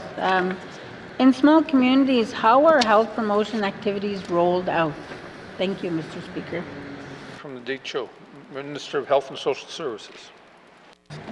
Thank you, Mr. Speaker. Mr. Speaker, in most of our communities, we have community health representatives, we have healthcare staff, we have home care staff. However, there are some initiatives that are sent to the schools. They may work with the health center to get information if there's certain things going on in the communities. Thank you, Mr. Speaker. Minister of Health and Social Services. Member from Decho.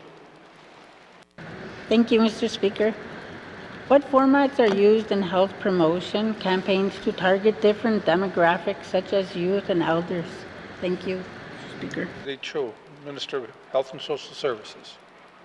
Thank you, Mr. Speaker. Mr. Speaker, within each community, and I had the privilege to go to the Sawtoo, and while we were attending the AGM there for the Sawtoo Secretariat, there was the CHR there, and they were there in collaboration with health and the RCMP, and they had a campaign going on for illicit drugs. We've heard many times that there are those things. That was happening, and when I spoke to the CHR, and she just goes out to the community and sees what the needs are in that community, and then she tries to design her program what's best needs, and she utilizes her support, her team within the health authority to be able to roll out any projects or things in her community. Thank you. Minister of Health and Social Services. Member from Decho. Thank you, Mr. Speaker. How do we ensure the right resources are reaching the people at risk? Thank you, Mr. Speaker. Thank you. Member from the Decho. Minister of Health and Social Services. Thank you, Mr. Speaker. Mr. Speaker, when we hire these frontline staff in the community, they're usually members of the community. They're usually most of the CHRs that I have met along the tours that I have done as a health minister are Indigenous people from the community, so they know their communities. They know that they can do presentations in the school, that they know that they can work with the home care workers to do community events. Whenever there's a community hall event, they can do those types of things. That's where I think if you have a CHR in your community and you want more things, I suggest that meeting with those staff to see what's going on in their community. How can you better support your community? I think we all, as leaders in our community, we all go home after session is over, and we know who these people are in our community, and we know what we're hearing as MLAs. So how do we go back and we say, this is what we're hearing, how can we do things better? And I encourage that MLAs do that within their community. Thank you, Mr. Speaker. Minister of Health and Social Services. Final supplementary. Member from the Decho. Thank you, Mr. Speaker. Like I said earlier, I'm concerned in my riding that not enough's happening. What areas of health promotion are prioritized in small communities? Thank you. From the Decho. Minister of Health and Social Services. Thank you, Mr. Speaker. Mr. Speaker, I don't believe that there's there ain't specific, right now we're hearing illicit drugs across the territory. So the Office of the Public Health has started to be able to come up with the materials that are needed to give to the people on the ground. I believe that it's each individual community, whatever their priority is in their community, they should be reaching out to the health center saying, we want education on this stuff. We have elders that are asking this kind of information. Every community is going to do it different, and that's the good thing about CHRs, is that they're flexible to be able to do this. So that's what I would encourage, is every community may have their own priorities on what they want. The information within health is available, and if it's not available in their community, they can, like the member, if she finds that these things are not available in her community, bring it back to me, come send an email. We can direct where they can get the information. Thank you, Mr. Speaker. Minister of Health and Social Services. Oral questions. Member from the Satu.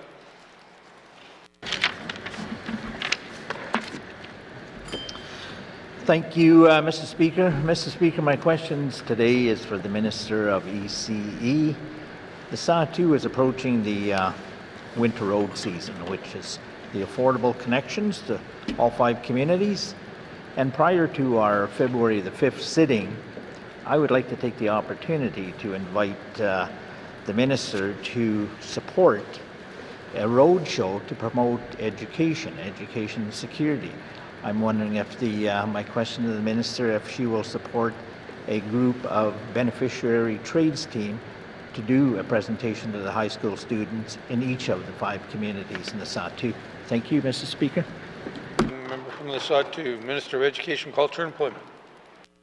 Thank you, Mr. Speaker. Mr. Speaker, the member knows that trades are near and dear to my heart, and I certainly want to see more trades apprentices and trade students in every region of the territory, and I am certainly willing to work with the member, and we may have staff in each of those regions that are already there that can already support some of this work. If I am unable, of course, to make it to all the Satu communities before the February sitting, keeping in mind that we have busy schedules, but I certainly want to support the member in this. Thank you. For Education, Culture and Employment. Member from the Satu. Thank you, Mr. Speaker, and thanks to the Minister for that support and consideration of the high fuel costs. Would the Minister support the cost of this roadshow team? Thank you, Mr. Speaker. Minister, or Member from the Satu, Minister of Education, Culture and Employment. Thank you very much, Mr. Speaker. Mr. Speaker, I always like to make sure that we are working smarter, not harder, and that we are saving dollars for where we really need them in the territory. And so if there are staff already located in community, for example, in Norman Wells, we do have regional superintendent who would be able to do some of this work within the school, and we may even have teachers within the schools that can help support having the conversations about how to access trades and how to get involved in trades within the schools. And so I certainly want to explore this with the member and see how we can do this together and ensure that we're being fiscally responsible at the end of the day when we're doing that too. Thank you.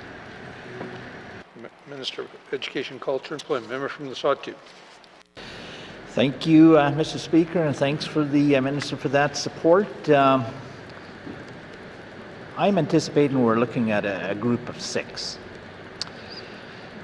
Will the Minister work with my office to help coordinate the logistics and planning of this roadshow promoting education for trades? Will the Minister commit to seeking employer time off for the employee trades to participate in this? For example, this government has beneficiaries from the Sawtooth that would fit this agenda. Thank you, Mr. Speaker. Member from the Sawtooth, there was kind of 2 questions in the one there. Minister of Education, Culture, and Employment. Thank you very much, Mr. Speaker. Mr. Speaker, I certainly don't have control over the operations of departments, and I know that the member started this conversation by referencing the Sawtooth Winter Road, and I think it's worth stating that the Sawtooth Winter Road really is a good news story at the end of the day. It is maintained by contractors that are local Indigenous contractors all the way up the road.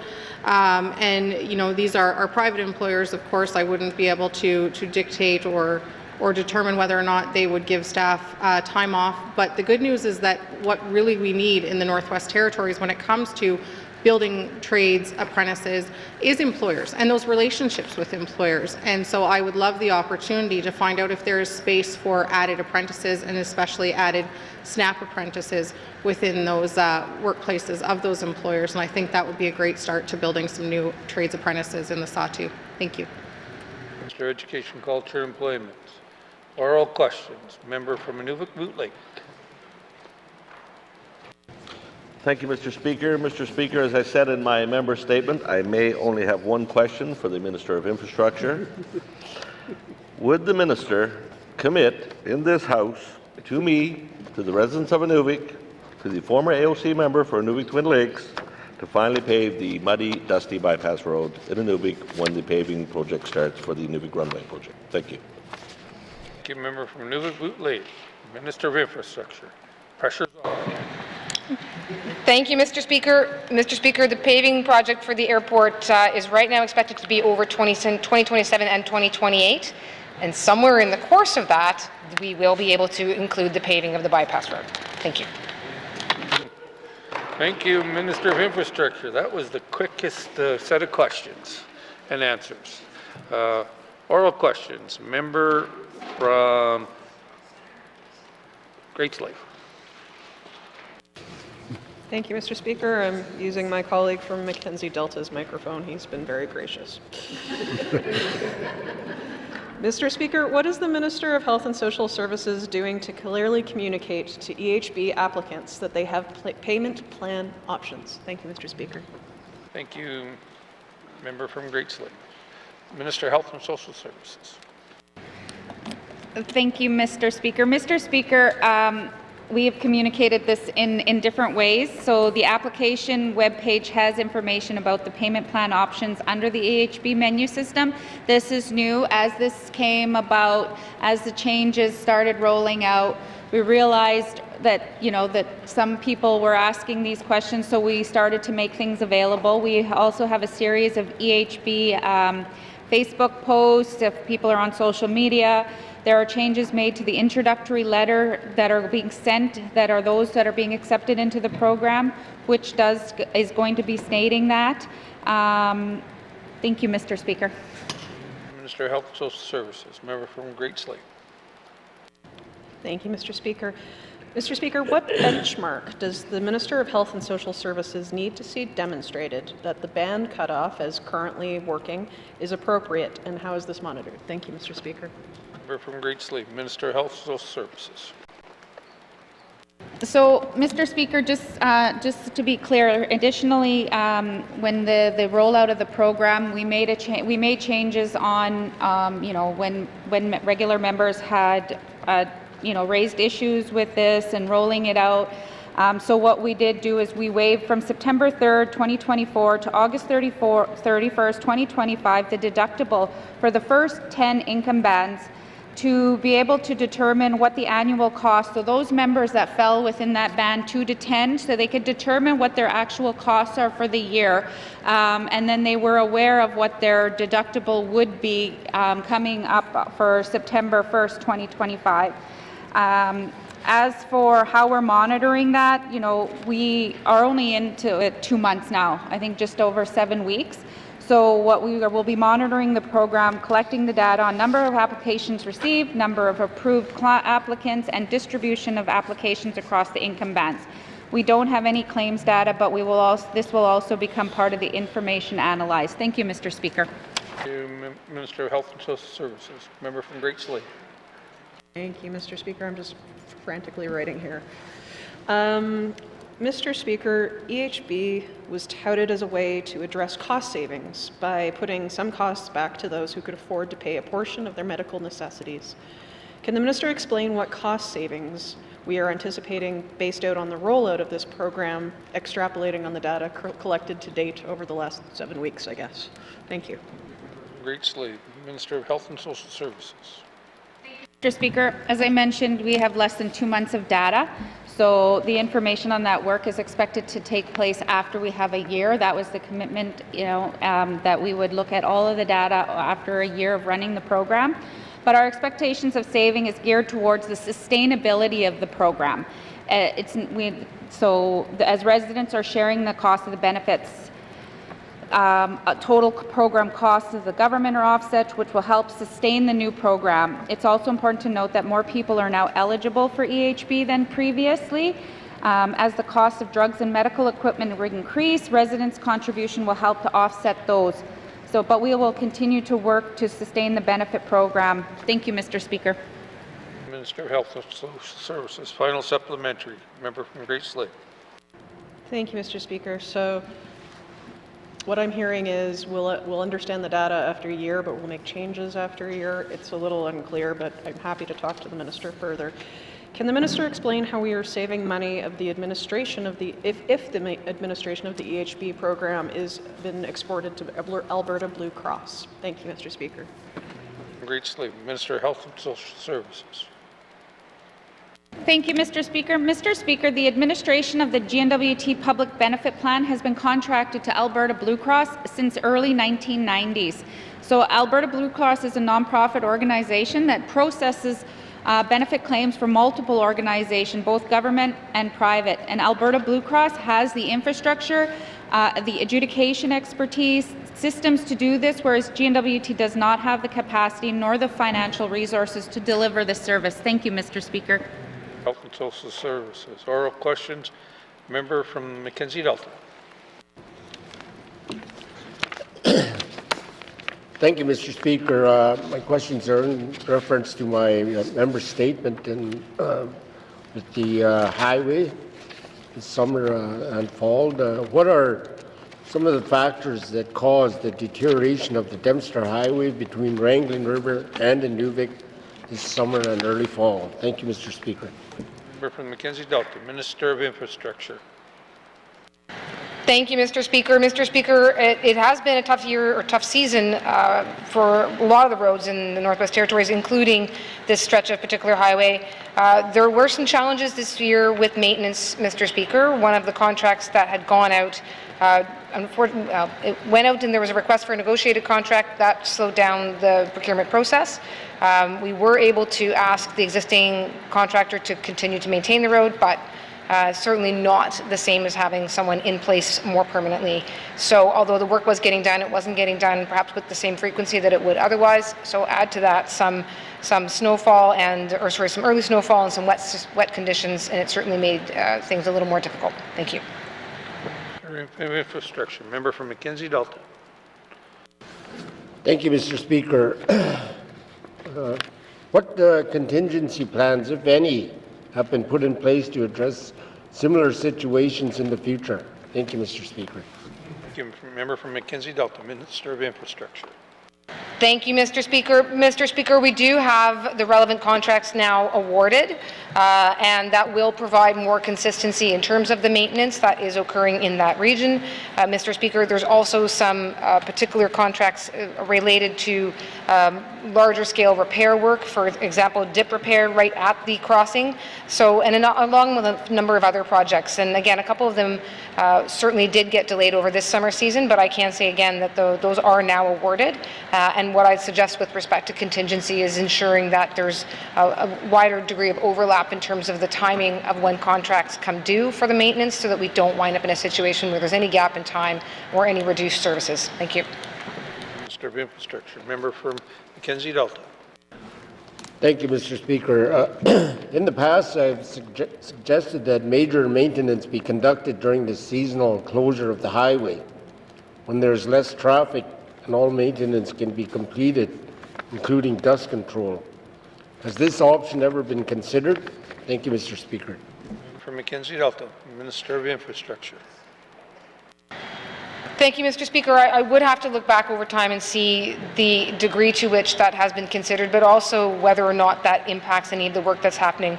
As I've said, for right now, the work that is coming through in terms of some of the repair potholes and ruts that have arisen over the course of the summer, that is getting dealt with as much as possible before too much snowfall. And with the snowfall, they are doing what they can to still monitor and do some ice blading, some snow plowing to try to mitigate where there were some tough spots. So again, happy to take that back, Mr. Speaker, and see whether it's been considered or whether it can be something that can be implemented. Thank you. Minister of Infrastructure. Final supplementary. Member from Mackenzie Delta. Thank you, Mr. Speaker. Are there any indicators from recent activities or lack of activities where you feel the government should take back the responsibility of the infrastructure throughout the NWT? Thank you, Mr. Speaker. From Mackenzie Delta, Minister of Infrastructure. Thank you, Mr. Speaker. Mr. Speaker, a lot of, in fact, I would venture to say vast majority of our roads are maintained by contractors, third-party contractors, and not directly by operators in the GNWT's employ. And Mr. Speaker, yes, we can certainly always look to optimize that we are doing the best we can. So perhaps what I'll do is take that away and just have a direct conversation with the MLA to see whether or not there may be particular stretches, particular contracts, particular areas that need another look, and certainly happy to have that conversation to make sure that we're serving the community. Thank you. Minister of Infrastructure. Oral questions. Member from Range Lake. Thank you, Mr. Speaker. Mr. Speaker, Range Lake families with adopted children are struggling to get their loved ones the support and care they need once they age into adulthood. Their disabilities and circumstances are no fault of their own, and yet they are not being supported by the system. Does the Minister of Health and Social Services agree that families with adopted adult children have a right to the care they need regardless of their ability? Thank you, Mr. Speaker. Member from Range Lake, Minister of Health and Social Services. Thank you, Mr. Speaker. I'm not going to specifically categorize, but I think all residents, have a right to the care that they need. Thank you, Mr. Speaker. Member from Range Lake. Thank you, Mr. Speaker. Well, knowing that, can the minister explain why there is not a suite of services available to adult children or to children in social services who age into adulthood? There's no pathfinders. It's very difficult to get information. I have constituents struggling to find answers, and when they're given, they're sent back to square one. So, can the minister find a way to make this process better and indicate if she'll make that commitment on the floor of the House? Thank you. Range Lake, Minister of Health and Social Services. Thank you, Mr. Speaker. Mr. Speaker, within our Child and Family Services, we have extended services to the, before I think it used to be to 18, and now it's expanded to 24. My understanding within the system, these supports are supposed to be there to assist. However, this is, coming from the member, this is, I haven't had this come up through my office before, so I'm willing to work with the member to deal with if there's a certain specific case or a family that's not getting the services that they require. I would work with the member. Thank you. Minister of Health and Social Services. Member from Range Lake. Thank you, Mr. Speaker. I will confirm with the minister because we have raised this with her office. But we'll get to the bottom of that. But Mr. Speaker, there is a very successful paid pilot project or paid community caregiver pilot project in the past, but it was discontinued due to lack of funds. This is a crucial support for these adult children in this situation. Can the minister commit to bringing it back, or at least exploring the project to see if it can be brought back within the next fiscal year? Thank you. Member from Range Lake, Minister of Health and Social Services. Thank you, Mr. Speaker. Mr. Speaker, this is another area within NTHSSA that is unfunded. It was a pilot. But it was unfunded, so it added to the deficit. And so what was done with this project after review, that the services could be done from within. But what I can do to commit to the member is to going back to the to that information that I received and be able to respond to the member later. Thank you. Minister of Health and Social Services. Final supplementary. Member from Range Lake.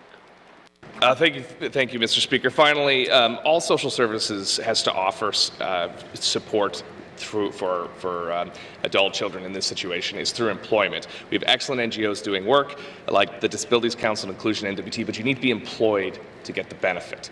So what does the department do for adult children in the system, in care, that cannot find employment? How are they supported? Thank you. Minister of Health and Social Services. Thank you, Mr. Speaker. Mr. Speaker, I can't speak to the details of this case, so I will look forward to having a further conversation with the member and with staff within my department. Thank you. Minister of Health and Social Services. Oral questions. Member from Frame Lake. Thank you, Mr. Speaker. Mr. Speaker, what is being done to address the issue of micromanagement and burdensome approvals processes in the public service? This question is for the Minister of the Public Service. Thank you. Thank you. Member from Frame Lake. Minister of Finance. Thank you, Mr. Speaker. Mr. Speaker, I'd be more than happy to encourage every public servant to take the opportunity to use, whether it's the Red Tape Reduction Working Group, firstly, which redtape@gov.nt.ca, always happy to get that in when I can, but to submit if there's a specific process that is burdensome. Obviously, it's frontline workers who know that best. If they're running into a process, running into a program, running into something internally or even outward facing that is red tape-esque, then raising it specifically to the attention of this group is really quite important. There's, beyond that, Mr. Speaker, there's certainly a number of management courses too, from the perspective of ensuring that managers are not micromanaging. There's a lot of management courses out there. We are rolling out new training in this area, and can certainly go back and ensure that this is one of the modules that we have in there, is that we want to empower the public service and not micromanage them. Thank you.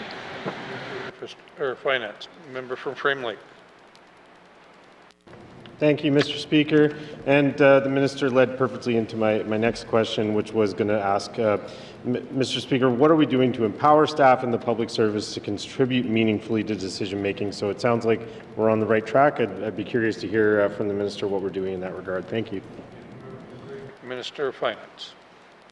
Thank you, Mr. Speaker. Mr. Speaker, I do want to give another shout out, as I have on more than one occasion, that when we first put out the Restoring Balance initiative, we went to the public service, and the public service responded. We had over 900 public servants respond directly with over 1,800 suggestions, many of which were directly involved in the planning of how to develop and build up the main estimates within that context. A number of decisions or suggestions around efficiencies, department amalgamations, even fleet management came up in the course of there. So those processes and those kind of linkages shouldn't have to wait for a special initiative. It certainly would be my hope that public servants see the pathways to put those ideas forward. But again, there are opportunities, whether it's through the red tape, whether it's through town halls that I conduct periodically, to put ideas like that forward, and hopefully people continue to see that. But again, we also do need to take some responsibility within our management. Every manager should be encouraging that from their direct reports, and so on and so forth up the chain, so that there's always that continuous opportunity for learning as an organization. So again, happy to ensure that when we do our development training that we are emphasizing that. Thank you. Finance. Member from Frame Lake. Thank you, Mr. Speaker, and I certainly like what I'm hearing from the minister today. This is exactly the kind of thing I hope to see. I mean, it's not lost on me that despite what the minister is saying, I'm still hearing from people, you know, about these issues. So we've got work to do in some areas. I know that there's a difference between different departments and different teams, but it's an issue that I want us to be focusing on. Mr. Speaker, a lot of what we're talking about here is the concept of flattening hierarchy in the system. I'm wondering if that's a concept the minister's familiar with and is something that she's looking at as the Minister for the Public Service, what we can do within the public service to flatten out our hierarchies, empower staff, create better efficiency in the public service, and empower our staff. Thank you. Minister of Finance.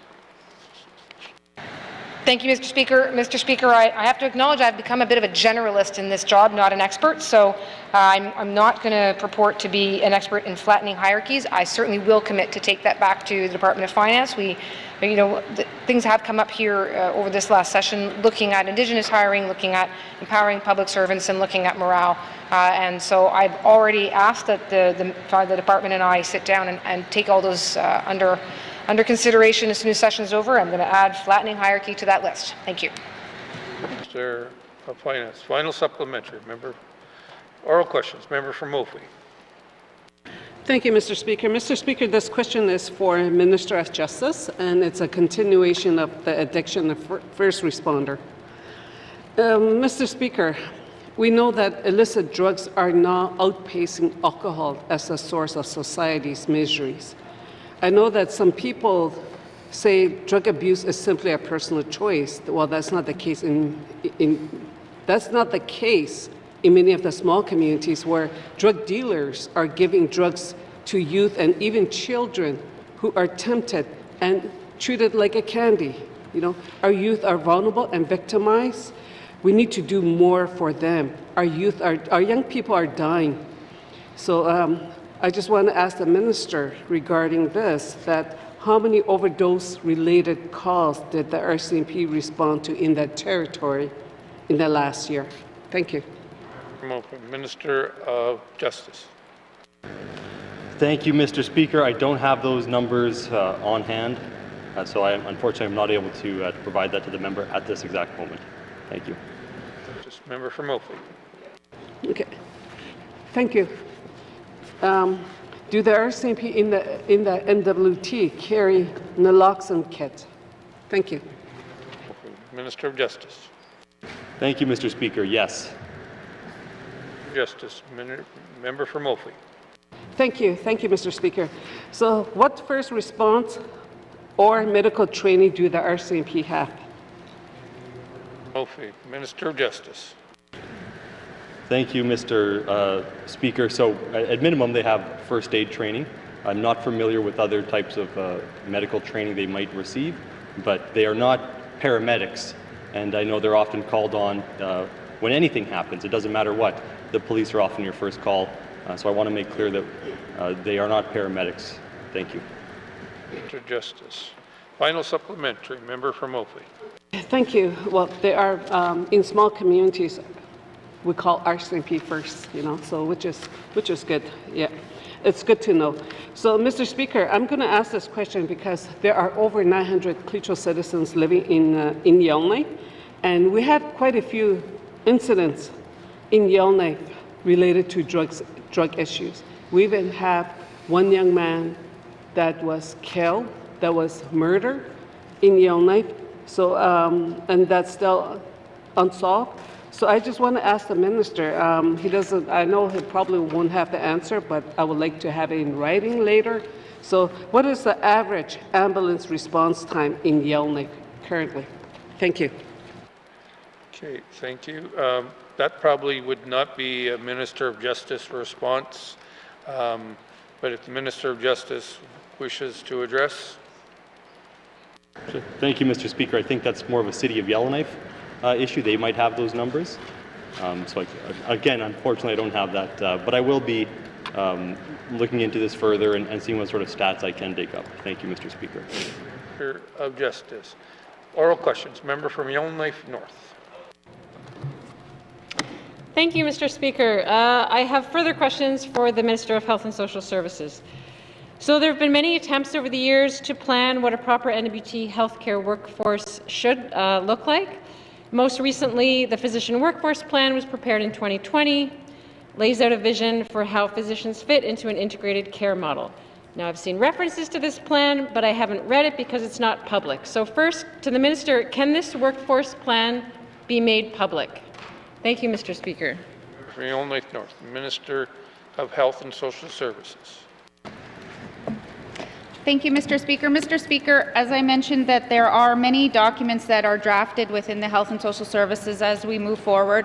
This document was created in 2020. It was used at the time, and as people in the territory may be aware, that we used to have a physician-centered care model in the territory. The rest of Canada and everybody knows, and especially in the Northwest Territories, we want a holistic model for the Northwest Territories. And so this, whether or not this report, there are many reports within the Health and Social Services that try to guide the work that they do. As we move towards primary care reform, like I mentioned in the previous comments, is that there may be pieces out of this that have been used. As to the detail and the extent of that, I'm not prepared to be able to answer those questions here on the floor today. Thank you, Mr. Speaker. Minister of Health and Social Services, member for Réal Centre. Thank you, Mr. Speaker.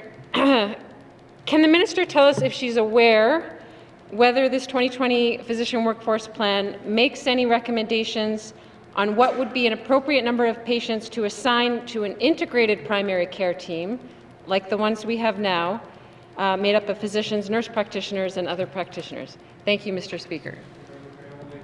Minister of Health and Social Services. Mr.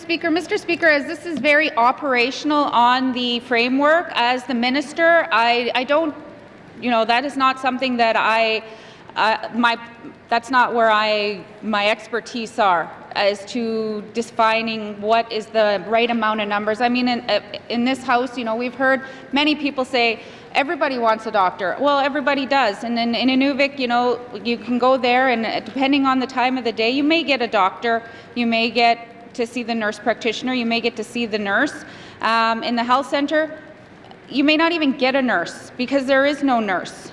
And there's many communities that don't have that. And so where this report is, or where we're moving with primary care reform, we're moving forward, Mr. Speaker. We're moving forward to try and look at the model that we're using currently today in this healthcare system. We can say everybody needs 25, 30 doctors in every community, but is that realistic? Is that what we're going to be able to do? So we're trying to meet the needs of what the residents of the Northwest Territories in the primary care reform model, and I'll leave it at that. Thank you, Mr. Speaker. Minister of Health and Social Services, member for Réal Lake North. Thank you, Mr. Speaker. So it's important to consider how primary care access can be improved in the smaller communities outside regional centres. And my understanding is that a lot of work has been done to lay out what this model could look like, including in the physician workforce plan, such as having physicians be a territorial resource and assigning the same doctor or locum to a small community. So have steps been taken to implement this kind of model for physicians being used as a territorial resource to better serve smaller communities with primary care access? Thank you, Mr. Speaker. From Réal Lake North, Minister of Health and Social Services. Thank you, Mr. Speaker. And Mr. Speaker, as I mentioned, within the primary care reform, whatever tools that they had, whether it be the physician work plan, I can't speak to exactly what parts or which sections are that are being used. But what I'm being advised of is that this plan is being integrated and parts of it that meet the needs of primary care reform. Thank you, Mr. Speaker. Minister of Health and Social Services. Final supplementary, member from Réal Lake North. Thank you, Mr. Speaker. Just following up on that, does the minister have any indication? She says steps are being taken to follow up on those ideas and models. Does the minister have any indication as to a timeline that we're looking at for implementing this integrated primary care model in communities, smaller communities outside Yellowknife? Thank you, Mr. Speaker. Lake North, Minister of Health and Social Services. Thank you, Mr. Speaker. Right now, as the implementation of integrated care teams, they are in Yellowknife, Fort Smith, and Fort Good Hope at this time. Thank you, Mr. Speaker. Minister of Health and Social Services. Colleagues, our time is up for oral questions. Oral questions. Oral questions, written questions. Member from Great Slave. Thank you, Mr. Speaker. Improving fertility and family planning supports in the Northwest Territories. In June 2024, 189 residents of the Northwest Territories petitioned the Legislative Assembly to direct the Minister of Finance to investigate the impacts to the territory of a declining birth rate and how it may impact population growth, the increased demand for fertility treatments for individuals and families to conceive in the Northwest Territories, and the feasibility of providing fertility treatments at no upfront cost to the government of the Northwest Territories by providing a territorial tax credit for individuals undergoing fertility treatments. Although the GNWT responded that there has been a decline in the birth rate from 2013 to 2022, and that a decline in population, including the birth rate, would have significant implications on the territorial economy, in addition to GNWT own source revenues decreasing, the GNWT noted that it has no mechanism to track demand for in vitro fertilization, or IVF. To begin to understand the scope of the issue more fully, I have questions for the Minister of Health and Social Services. What additional resources are required to begin tracking prenatal screenings so that the GNWT can collect data on individuals struggling with infertility? What additional resources or processes are required to allow for patients to self-report their usage of IVF supports for the purposes of data collection to better understand territorial demand for IVF? What additional resources would allow the Department of Health and Social Services to better track the number of IVF referrals to fertility clinics provided to Northwest Territories residents each year? And can the department provide a comprehensive list of fertility-related issues which could allow for medical travel supports for residents in comparison to other jurisdictions? Thank you, Mr. Speaker. Member from Great Slave. Written questions, written questions. Returns to written questions, returns to written questions. Replies to the Commissioner's address, replies to the Commissioner's address. Petitions, petitions. Reports on Committee of the Review of Bills, reports of the Committee on the Review of Bills, reports on standing and special committees, reports of standing and special committees, tabling of documents. Minister of Infrastructure. Mr. Speaker, I wish to table the following 6 documents. Plain language summary for Bill 11, an act to amend the Motor Vehicles Act. Statement of consistency for Bill 11, an act to amend the Motor Vehicles Act. Interactivity transfers exceeding $250,000, April 1st to June 30th, 2024. Public Service Annual Report, 2023-2024. 2024-2025 Consolidated Budget. And Northwest Territories Carbon Tax Report, 2023-2024. Thank you, Mr. Speaker. Thank you, Minister of Infrastructure and Finance.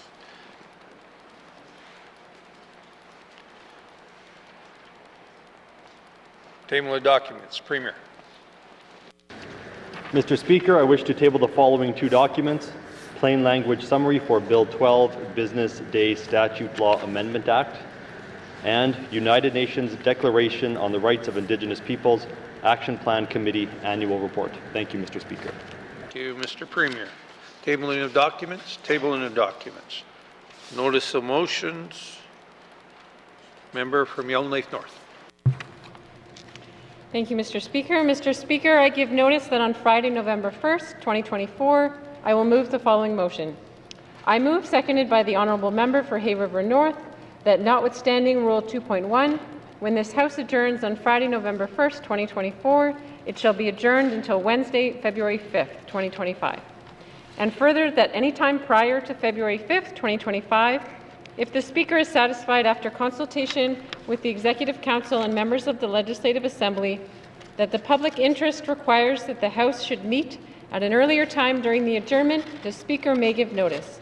And thereupon the House shall meet at the time stated in such notice and shall transact its business as it has been duly adjourned to that time. Thank you, Mr. Speaker. Member from Yellowknife North. Motions, motions. Notice of motion, first reading of bills. Notice of motion, first reading of bills. First reading of bills, first reading of bills. Second reading of bills. Minister of Infrastructure. Mr. Speaker, I move, seconded by the Honourable Member for Cam Lake, that Bill 11, an Act to amend the Motor Vehicles Act, be read for the second time. The proposed An Act to amend the Motor Vehicles Act will allow police to move more quickly with their investigations. The bill amends the Motor Vehicles Act to update and clarify the ways in which the Registrar of Motor Vehicles can share information about drivers, vehicles, and holders of general identification cards. Thank you, Mr. Speaker. Thank you. Minister, the motion is ordered to the principle of the bill. Question has been called. All those in favor? Yea. Opposed? Abstentions? The question has been called. The question is, the motion is carried. Bill 11 has been read for a second time. Is referred to a standing committee of the Assembly for further consideration. Second reading of bills, second reading of bills. Member of Justice, Minister of Justice. Mr. Speaker, I move, seconded by the Honourable Member for Hay River South, that Bill 12, Business Day Statute Law Amendment Act, be read for the second time. The proposed Business Day Statute Law Amendment Act corrects an error when changes were made to the Interpretation Act in 2017, which has resulted in some government offices technically being required to be open on Sundays. This act will amend the Business Corporations Act, Consumer Protection Act, Judicature Act, and the Mechanics Lien Act to deal with this problem and to ensure Sundays are not interpreted as business days. Thank you, Mr. Speaker. Mr. Justice. The motion is in order. To the principle of the bill. Question has been called. All those in favor? Yea. All those opposed? Abstentions? The motion is carried. Bill 12 has been read for the second time and is referred to the Standing Committee of the Assembly for further consideration. Reading the second reading of bills, second reading of bills. Consideration in the Committee of the Whole of bills and other matters. Table document 193-20(1) with the member from Tunadee-Welity in the chair.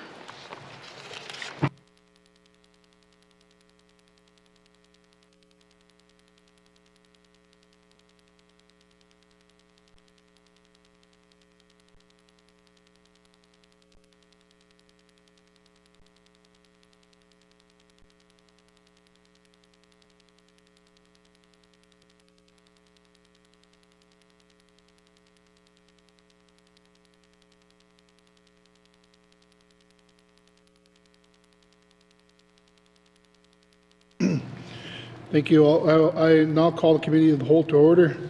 What is the wish of the committee? I'll go to the member from Nunavut Lake. Thank you, Mr. Chair. Mr. Chair, the committee wishes to consider table document 193-20(1), 2025-2026 capital estimates, Department of Industry, Tourism and Investment. Thank you, Mr. Chair. Thank you. Does the committee agree? Thank you. We'll take a short recess and we'll resume in 2 minutes for you.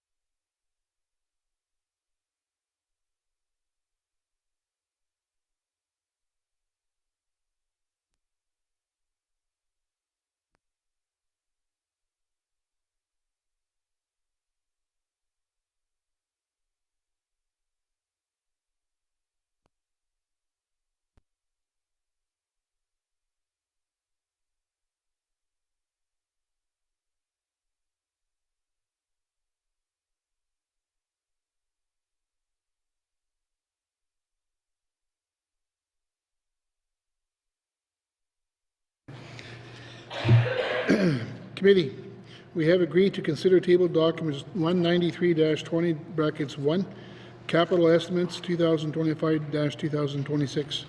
Department of Industry and Tourism and Investment. Does the Minister of Industry and Tourism and Investment wish to bring witnesses into the chamber? Minister? Yes, please, Mr. Chair. Does the committee agree? Thank you. Would the Sergeant at Arms please escort the witness into the chamber?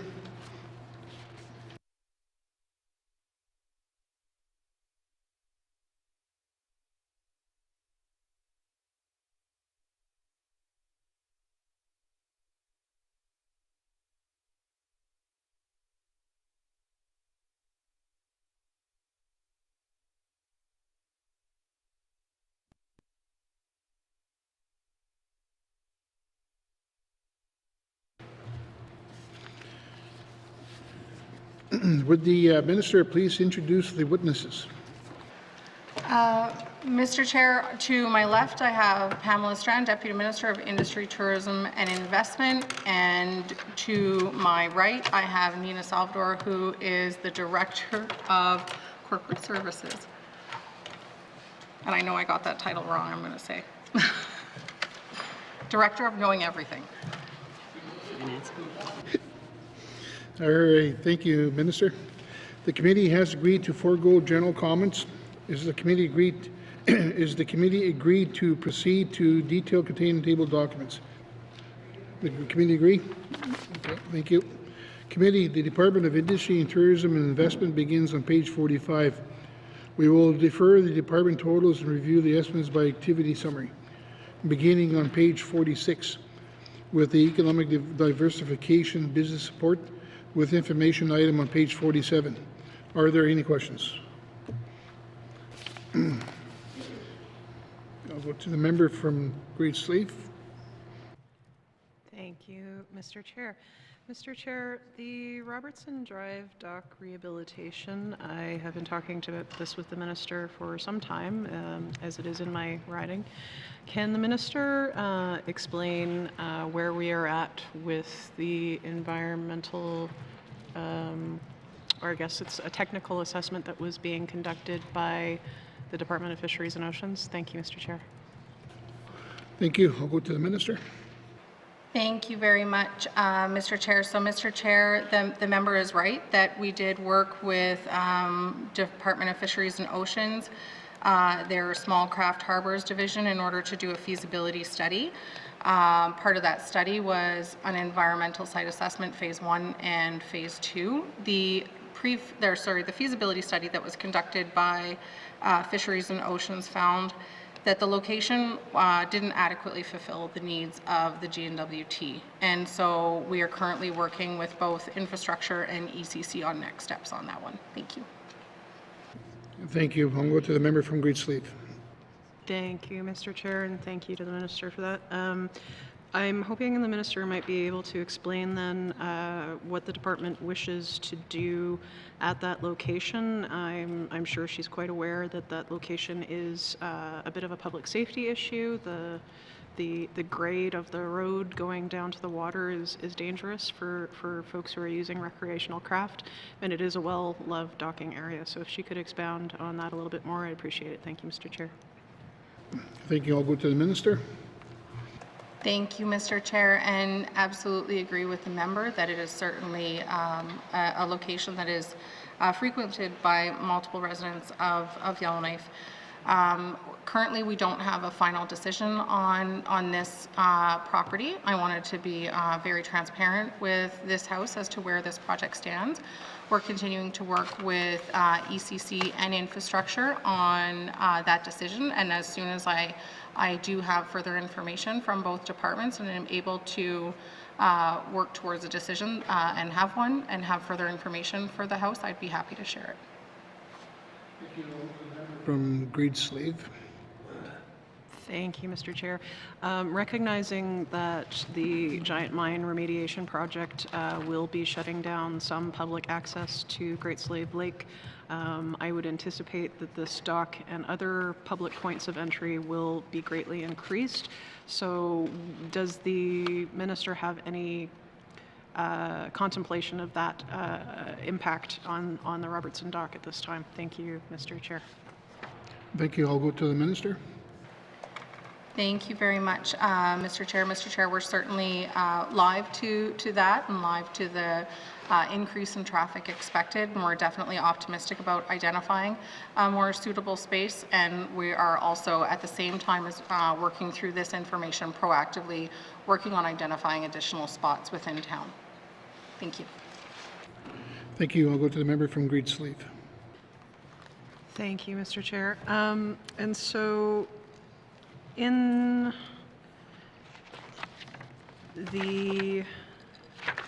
this line item, there is quite a bit of funding contemplated, and I understand from the minister's previous comments that they're looking for another location. Do they anticipate using the full dollar amount? Thank you, Mr. Chair. Thank you. I'll go to the minister. Thank you very much, Mr. Chair. Mr. Chair, the member is right.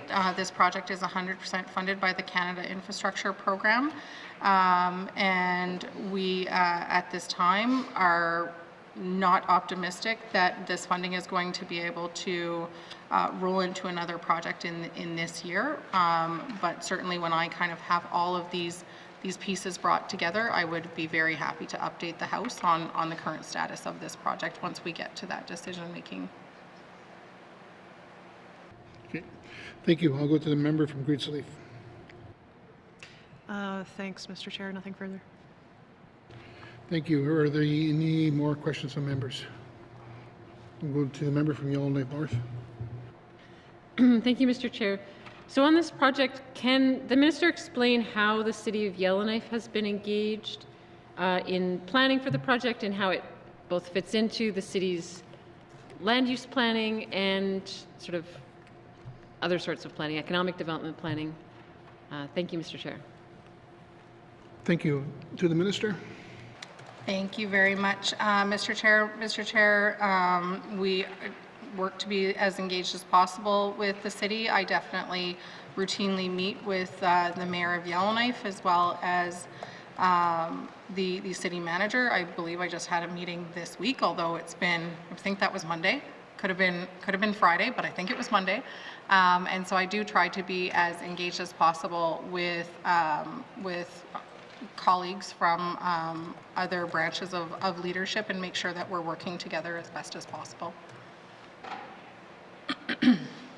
Thank you. I'll go to the member from Yellowknife North. Thank you, Mr. Chair.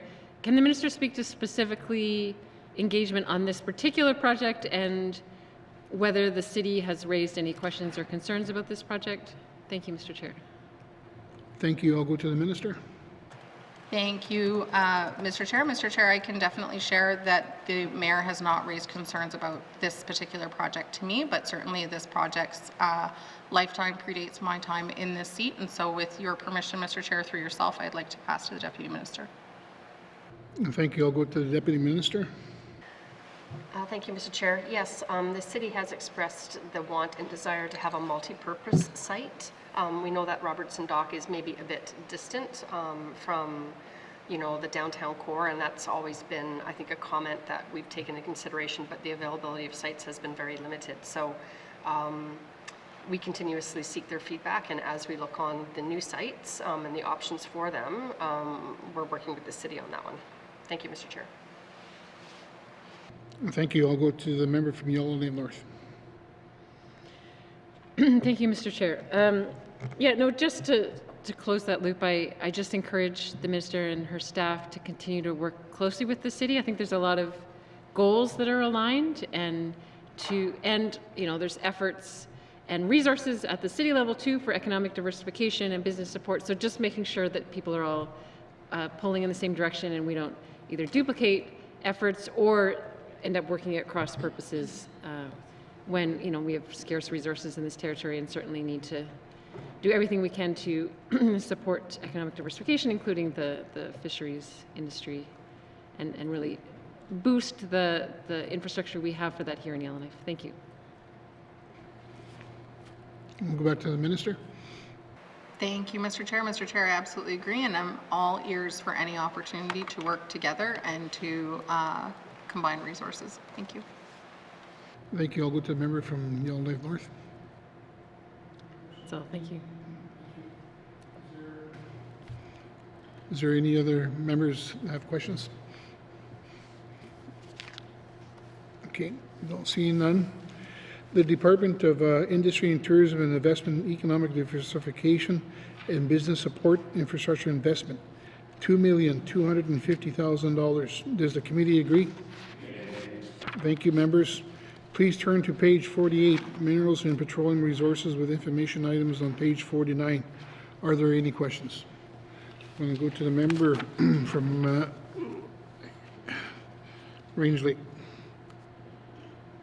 Thank you, Mr. Chair. So I'd like to ask about one of my favorite topics, the MARS system, and to see where we're at. I note the costs continue to escalate on this project, and so does the implementation date.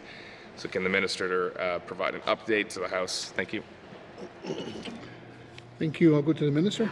Thank you very much, Mr. Chair. Mr. Chair, on this particular project, the original budget was $4.2 million over a 3-year time period. And throughout the project, because of different delays, it was readjusted to a budget of $3.7 million over 5 years. Thank you. Thank you. I'll go to the member from Range Lake. Okay, thank you for the correction from the minister. So are we still on track to have this implemented according to schedule? Thank you. Thank you. I'll go to the minister. Thank you very much, Mr. Chair. Mr. Chair, I would like to acknowledge the member's comment about according to schedule. I think that's an important comment, that the schedule has changed over the lifetime of this project. Where it stands right now is the first component of the MARS project is the LTOS portion of it, and that is the Land Tenure Optimization System that is currently being worked on by ISSS. Originally, that piece of the project was going to get done first, and then MARS would get done afterwards. And what we're currently working on is how we can marry these two projects together so that they can actually be built in parallel to one another, so that we can work on improving that timeline that I know that the member is referring to. Thank you. Thank you. I'll go to the member from Range Lake. Thank you. So the estimated completion is 2026 to 27. Is that still what the minister, is that still in line with this project? Will the project stick to that completion date? Thank you. Thank you. I'll go to the minister. Thank you very much, Mr. Chair. That is certainly my goal, and our current go-live date is June of 2026.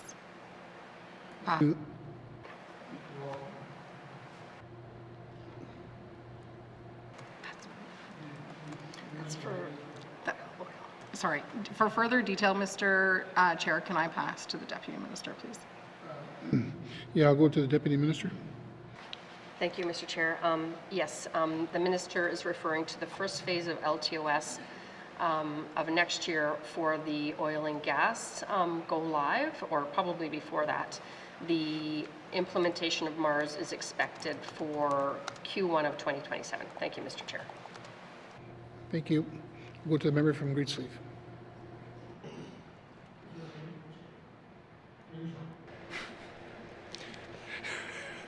Thank you, Mr. Chair. Well, I appreciate that. I know some prospectors will appreciate the clarity on that, and I look forward to the successful rollout of these systems. Sometimes it feels like Elon Musk is going to get to Mars before we do. So that's it for puns. Thank you for the update. Thanks. Bye. Okay, thank you. Any further questions from members? Okay, seeing none, I'll continue on. Thank you, members. Please turn to Department of Industry and Tourism and Investment, Minerals and Petroleum Resources, Infrastructure Investment, $1,421,000. Does the committee agree? Thank you. Thank you, members. Please turn now to page 50, Tourism and Parks, with information items on page 51, 52. Are there any questions? I'm going to go to the member from Frame Lake. Thank you, Mr. Chair. Mr. Chair, my first question is on the Blackstone Territorial Park fixed roof shelter. To what extent does the existing facility generate revenues which would contribute to cost recovery? Do we have a figure for how much revenue that facility generates annually? Thank you. I'll go to the minister. Thank you very much, Mr. Chair. Mr. Chair, so that facility is at a cost of $75 a night to the renter. And as far as the overall cost of running the facility versus what we get back, our park system across the territory generally does cost the GNWT more than it receives in revenue. So we do subsidize our parks and camping experiences for users. Thank you. Thank you. I'll go back to the member from Frame Lake. Thank you, Mr. Chair. My next question is on a similar line, but for a different project. So there's Prelude Lake Territorial Park Marina Anchoring System. My first question is, what is the substantiation for this project? Thank you. I'll go to the minister. Thank you very much, Mr. Chair. So, Mr. Chair, a lot of our projects have to do with maintaining assets that are already existing and also ensuring safety at the same time. So the last time that the Territorial Park Marina went through extensive renovation was in 2017. Thank you. Thank you. I'll go to the member from Frame Lake. Thank you. I was hoping the minister might go into a bit more detail about this one and why it's needed in particular, why the anchoring system needs repair or building out in particular, if the minister could go into a bit more detail about the substantiation specifically for this. Thank you. I will go to the minister. Thank you for that. So I can certainly go through what I have as far as detail on the background of this project for the member. So as I said, the last extensive renovation was in 2017. That involved removing and replacing 43 boat slip sections and adjoining floating structures. Engineered design called for concrete anchors, which do not provide enough anchoring support for the size and location of the structure. This has resulted in damage to the dock structure, additional anchoring weights being added, and many hours of maintenance to adjust the chains at the beginning of the boating season and throughout the year due to fluctuation in water levels. ITI has limited the size of vessels able to park at the marina to keep the dock weight manageable and safe. However, it hasn't been enough to secure the structure and mitigate the risk of movement during weather events. Maintenance on the dock to adjust chain lengths requires staff to be hunched over for long periods of time, handling heavy weights with chain, operating from a boat and around water, putting maintenance staff at an unnecessary risk of injury. So as a result, we're looking to improve the dock's current structure so that staff won't have to be put in this type of unsafe conditions, and we can also ensure that we are putting a dock in place that is more essentially self-sufficient. Thank you. Thank you. I'll go to the member from Frame Lake. Chair. Thank you, Mr. Chair. So, you know, in the original design for this project, do we have a contractor in place who should have built it differently? Is there a reason why that it's kind of not being dealt with through the contract? Was it just simply an in-house project and we need to kind of improve upon our design next time? Can the minister give a bit of detail as to whether there was any opportunity for kind of fixing this through a contractor? Thank you. I'm going to go to the minister. Thank you very much, Mr. Chair. So, Mr. Chair, essentially, there's a lot of history to this dock, and currently we manage the marina in-house. It's a legacy asset that we do have, and so we are the contractors. Thank you. Okay, thank you. I'll go to the member from Frame Lake. Thank you, Mr. Chair. And similar to my previous question, is maintenance and operation of this facility fully covered by user fees? And if not, to what extent is it covered by user fees? Thank you. I'll go to the minister. Thank you very much, Mr. Chair. Mr. Chair, that's not information that I have readily at my fingertips, but if we can't pull it up before the member's last question, I'd be happy to provide that information at a later date. Okay, thank you. I'll go to the member for Frame Lake. Thank you, Mr. Chair. Could the minister at least just ask me let me rephrase that. Could the minister detail for me what the cost per slip is at least, so we can kind of get an idea? Like, what's the annual cost per slip? That'll, I think, pretty quickly give us an idea of. Thank you. I'm going to go to the minister. Thank you, Mr. Chair. Mr. Chair, I don't have that information, but I'm hoping that it's going to pop up on my screen. Unfortunately, I don't know the cost per slip annually for a slip at Prelude Lake, but if I can get that information, I'd be happy to share it with the member. Okay, thank you. I'm going to go to the member from Frame Lake. Thank you, Mr. Chair. Mr. Chair, I mean, regardless of what the minister brings back, I think I just wanted to share the opinion on the record that I do think a facility like this should be fully cost recovered. I don't think it's the government's obligation to be offering kind of marina services, things like this, or if it is going to be doing it, it should be doing it in a cost recovery model. So I'll await the minister's answers back on that. But at this time,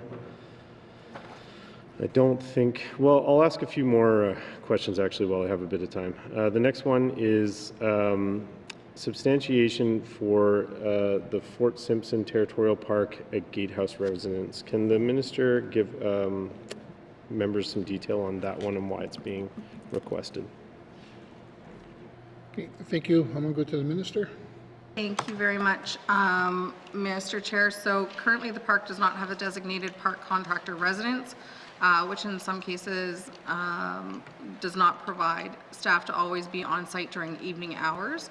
So to accommodate public safety, ITI has designated one campsite where the contractors set up their camper to make sure staff are able to be on site at all times, wherever. In this case, the new Gatehouse residents will be able to accommodate staff, would enhance visitor safety in the park, and provide a space where park staff are present at all times in the park, which is how we operate in some of our parks, but in this location, they don't currently have that available to them. Thank you. Thank you. I'm going to go to the member from Frame Lake. Thank you, Mr. Chair. Those are all my questions at this time, though I am kind of awaiting the minister pulling up a bit of information for me. Thank you. I'm going to go to the member from Yellowknife North. Thank you, Mr. Chair. So my questions are about the proposed Cameron River Crossing Territorial Park, the tent pad camping area, which would actually be within my riding. The first question, which aspects of this project are planned for 2025-26, and over how many years is it proposed to, the construction of the project is supposed to extend for? Thank you, Mr. Chair. Thank you. I'm going to go to the minister. Thank you very much, Mr. Chair. So, Mr. Chair, in 24-25 is the completion of the conceptual design, access, road engineering. There's also the site survey, in addition to community consultation. And then in 25-26, we would have the building of the access road, gate installation as well. Thank you. Thank you. I'm going to go to the member from Yellowknife North. Thank you, Mr. Chair. Can the minister clarify, she mentioned 2024-25. Is that money or work that's is that money that's already been expended on work that's already been done? Or what was the reference to 24-25? Thank you, Mr. Chair. Okay, thank you. I'm going to go to the minister. Thank you very much, Mr. Chair. So, Mr. Chair, that is dollars that would have been allocated in a previous capital budget. However, because of evacuation, we did have some carryovers happen, so that will be carried over into this coming capital season. Thank you. Okay, thank you. I want to go to the member from Yellowknife North. Okay. And so are you able to tell us what is the budgeted amount for the work that is to be completed in 2025-26? Thank you, Mr. Chair. Thank you. I'm going to go to the minister. Thank you very much. Mr. Chair, Mr. Chair, the total capital funding amount for 25-26 is $315,000. Thank you. I'm going to go to the member from Yellowknife North. Thank you, Mr. Chair. And so are there any aspects of the project that are not included in that $315,000 that would have to be completed in a subsequent year? And if so, do we know how much that would cost? Thank you, Mr. Chair. Thank you. I'll go to the minister. Thank you so much. So there is a carryover amount of $50,000, and that amount would need to be completed before the $315,000 can be spent. Thank you. I'll go to the Yellowknife North member. Thank you, Mr. Chair. But my question was, does the $315,000 include not only an access road, does it include building all the campsites? Does it include the outhouse? Does it include the full cost of building the project? Thank you, Mr. Chair. Thank you. I'll go to the minister. Thank you very much, Mr. Chair. So I do understand the member now. Thank you. So in 26-27, an outhouse and campsite development will be completed. So there will require additional funding in future years for that as well. Thank you. Thank you. I'm going to go to the member from Yellowknife North. Thank you, Mr. Chair. Do we have any idea, is there any cost estimate for what campsite development and outhouse development would be? Thank you, Mr. Chair. Thank you. I'll go to the minister. Thank you very much, Mr. Chair. Mr. Chair, I don't have that information on hand at this time, but yeah, I don't have that information on hand at this time. Thank you. Okay, thank you. I'm going to go to the member from Yellowknife North. Thank you, Mr. Chair. So how much annual revenue is this new campground expected to bring in? Thank you, Mr. Chair. Thank you. I'll go to the minister. Thank you very much, Mr. Chair. That's approximately $9,000 annually. Okay, thank you. I'll go to the member from Yellowknife North. Okay, so that is far, far, far less than the cost of building this. Who is the target market for this new campground, or the demographic that we are trying to cater to here? Thank you, Mr. Chair. Thank you. I'll go to the minister. Thank you very much, Mr. Speaker. Mr. Speaker, about 53% of our visitors to our parks annually are non-NWT residents, but that means that 47% are NWT residents that use our parks. In the case of this, we do end up with a lot of information about people camping on the side of the road and using those spaces. A lot of those people we know are Northerners as well, and so this is targeting both residents and non-residents. Thank you. Okay, thank you. I'm going to go to the member from Yellowknife North. Thank you, Mr. Chair. So to clarify, the idea is to stop people from setting up tents on the side of the road and to instead provide a campground where they can set up tents? Is it to prevent people from doing anything like illegally camping, or just that we feel that people would prefer to pay to stay in a tent campground beside the road instead of just camping somewhere else on public land? Thank you, Mr. Chair. Thank you. I'll go to the minister. Thank you, Mr. Chair. Mr. Chair, this is a project that kind of fills multiple needs in the territory and offers a type of backcountry camping experience for people that are looking to camp in something that's not kind of a designated Fred Henney style camp experience. And so affords you know, our backcountry rugged visitors and Northerners something other than a traditional campground type experience, and also alleviates the need for some additional spillover when our sites are full up, or when people want a different experience and they're camping in spaces that aren't traditionally for camping, out at the ramparts, for example. So it fills multiple needs. And it also sits directly on a paddler route, a well-used paddler route in the Northwest Territories. Thank you. Thank you. I want to go to the member from Yellowknife North. Thank you, Mr. Chair. So I'm a little bit confused. The minister is talking about backcountry camping, but my understanding was that you would be able to drive to this campground Can the minister clarify what aspect of this is backcountry? Thank you. Okay, thank you. I'm going to go to the minister. Thank you very much, Mr. Chair.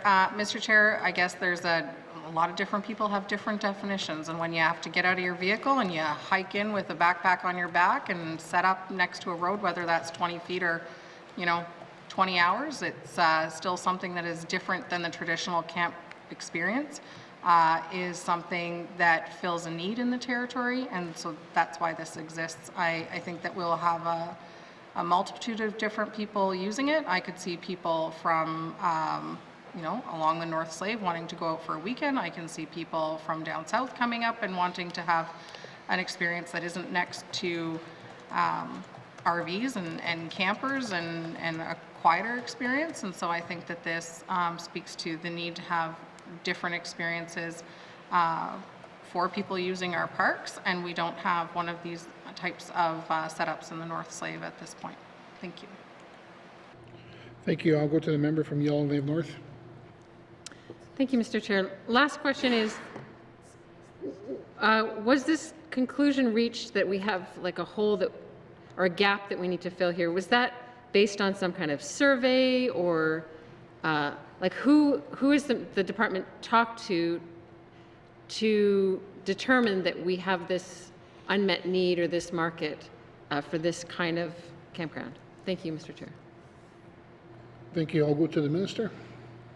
Thank you very much, Mr. Chair. Mr. Chair, we often hear about people along the Ingram Trail who have cabin leases or who are using areas along the trail that they find people kind of camping in different spaces. So it allows us to use existing space that we have within ITI in order to provide an experience that people are very clearly looking for. It operates on, or will operate on an honor system, and affords access to kind of off the beaten path style camping, both for residents and non-residents alike. It is another way for us to attract people to the territory, and also another route for us to afford on the land experiences for residents.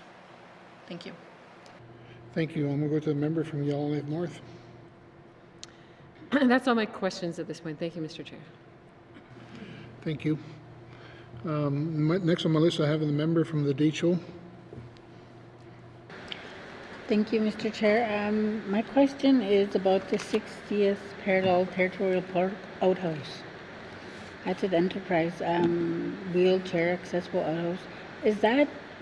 Are you going to build a new outhouse there, or is it going to go with the existing outhouse that's by the Territorial Park?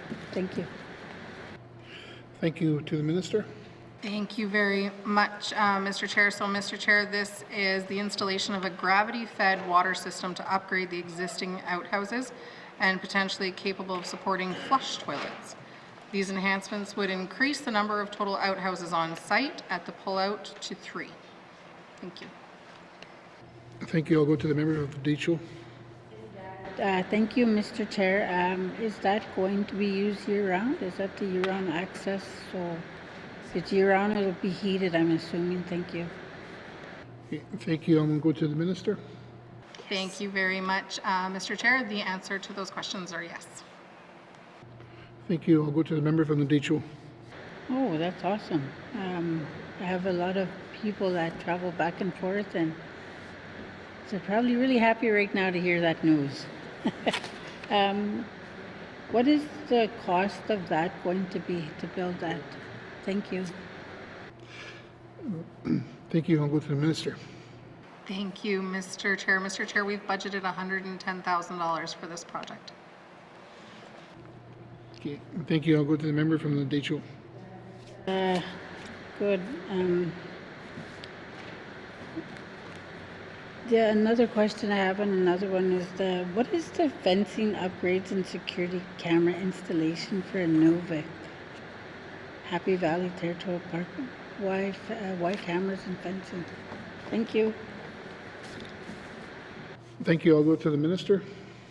so much, Mr. Chair. So, Mr. Chair, unfortunately, and I think that it's no secret that a lot of times the capital dollars that we invest in capital investments often are vandalized, and we end up in a very frustrating situation where we are trying to stretch our dollars as far as possible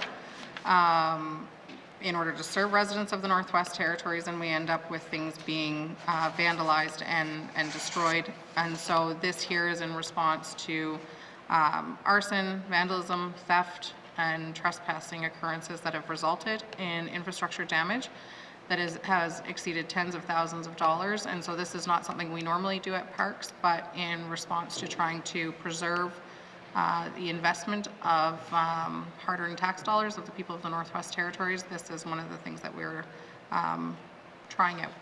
Thank you. Thank you. I'll go to the member from Detroit. Thank you, Mr. Chair. So that is just for monitoring for the winter months because it's closed in the summer, right? So are you doing this to monitor in the summer as well as the winter, or just in the summer? Thank you. Thank you. I'll go to the minister. Thank you very much. I believe that it is year-round, but I want to, if you wait 2 seconds, I've got a staff member typing, but yes, we have our staff on site in the summertime, and so this would be for the additional months, but certainly would have them up all year round, and they would be in place and able to afford us information year round. Thank you. Thank you. I'll go to the member from the Detroit. Nothing further. Thank you. Thank you. Next on my list again, I'll go back to the member from Frame Lake. Thank you, Mr. Chair. Mr. Chair, I'm just wondering if the ministers had a chance to pull up answers to the questions I was asking about the marina anchoring system. Thank you. I'll go to the minister. Thank you very much, Mr. Chair. So the cost of the slips are $632.52 for each season. This includes taxes, and unfortunately, I cannot provide the member with kind of the break-even point on that one at this point, but would be happy to follow up with the member further in writing. Thank you. Okay, thank you. I'm going to go to the member from Frame Lake. Thank you, Mr. Chair. I guess what I'm looking for is, would the minister commit to converting this facility to a cost recovery facility going forward? Thank you. I'll go to the minister. Thank you so much, Mr. Chair. Mr. Chair, I'm certainly willing to provide the information to the member and provide the information of what that might look like and examine the options that we have at our fingertips in order to see what the future holds for this slip. Thank you. Okay, thank you. I'm going to go to the member from Frame Lake. Thank you, Mr. Chair. So noting that as it stands, this is an asset management item and the substantiation that the minister shared with us, I mean, I'm taking it that even if we do convert it to cost recovery, we would need this budget item to move forward for them to be able to carry out the work, because I assume they'd need to kind of come up with some kind of model to sort of generate funds to be able to call it cost recovery. So can the minister sort of explain how that might work? Yeah, so we can understand how it works in the budget. Thank you. I'm going to go to the minister. Thank you very much, Mr. Chair. Mr. Chair, I would like to pass to the Deputy Minister for first crack at that one. Thank you. Thank you. I'll go to the Deputy Minister. Mr. Chair, so our costs right now are embedded within our O&M budget. For example, the parks contracts that we give, right now our current parks contractor manages at a marina, and the maintenance staff open it every spring and put it to bed in the fall.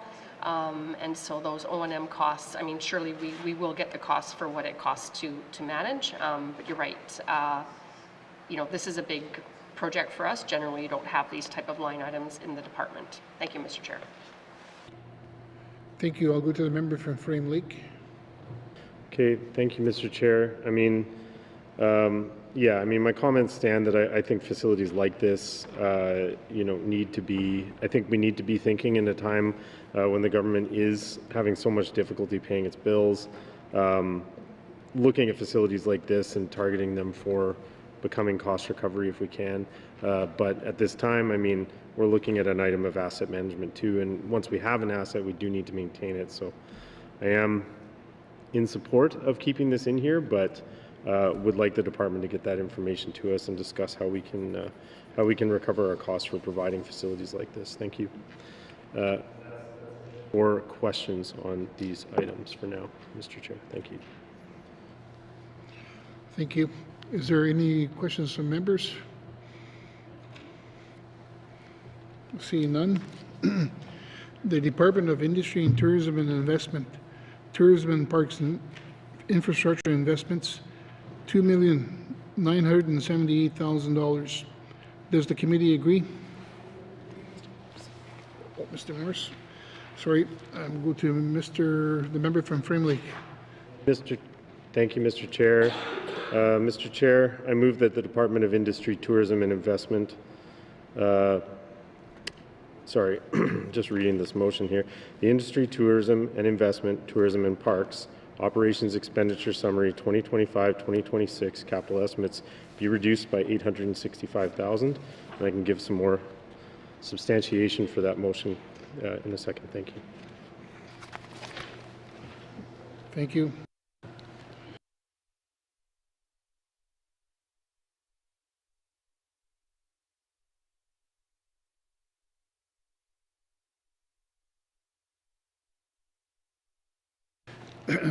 Thank you. The member from Frame Lake has put a motion forward to reduce the budget by $865,000. The motion's in order. To the motion. I'm going to go to the member from Frame Lake. Thank you, Mr. Chair. To give members some substantiation for what I'm looking to do here, I'll just give my substantiation for each individual project I'm looking to remove from the budget. First is the Fort Simpson Gatehouse residence.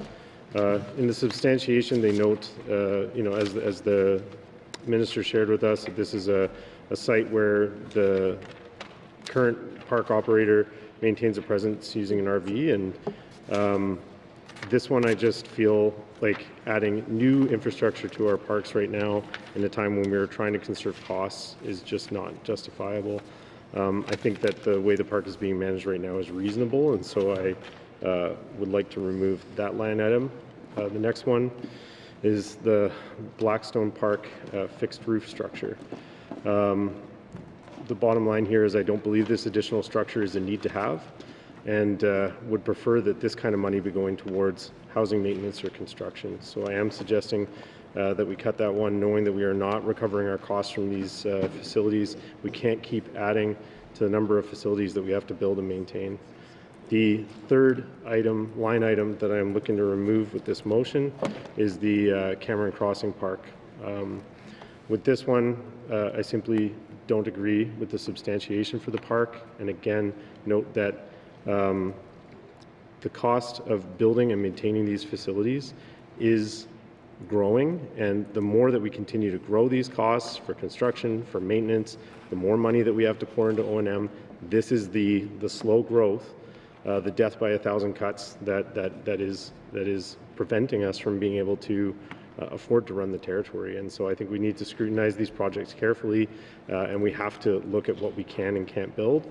I see this one again. It's a project that would be a nice to have, but we are not in a government right now that is able to be looking at nice to haves. And so I'm very happy with the parks infrastructure that we have. I enjoy it myself almost every year. I've been to many of the parks in the NWT and absolutely love them, but I just don't think that we are in a time right now where we should be growing our parks infrastructure.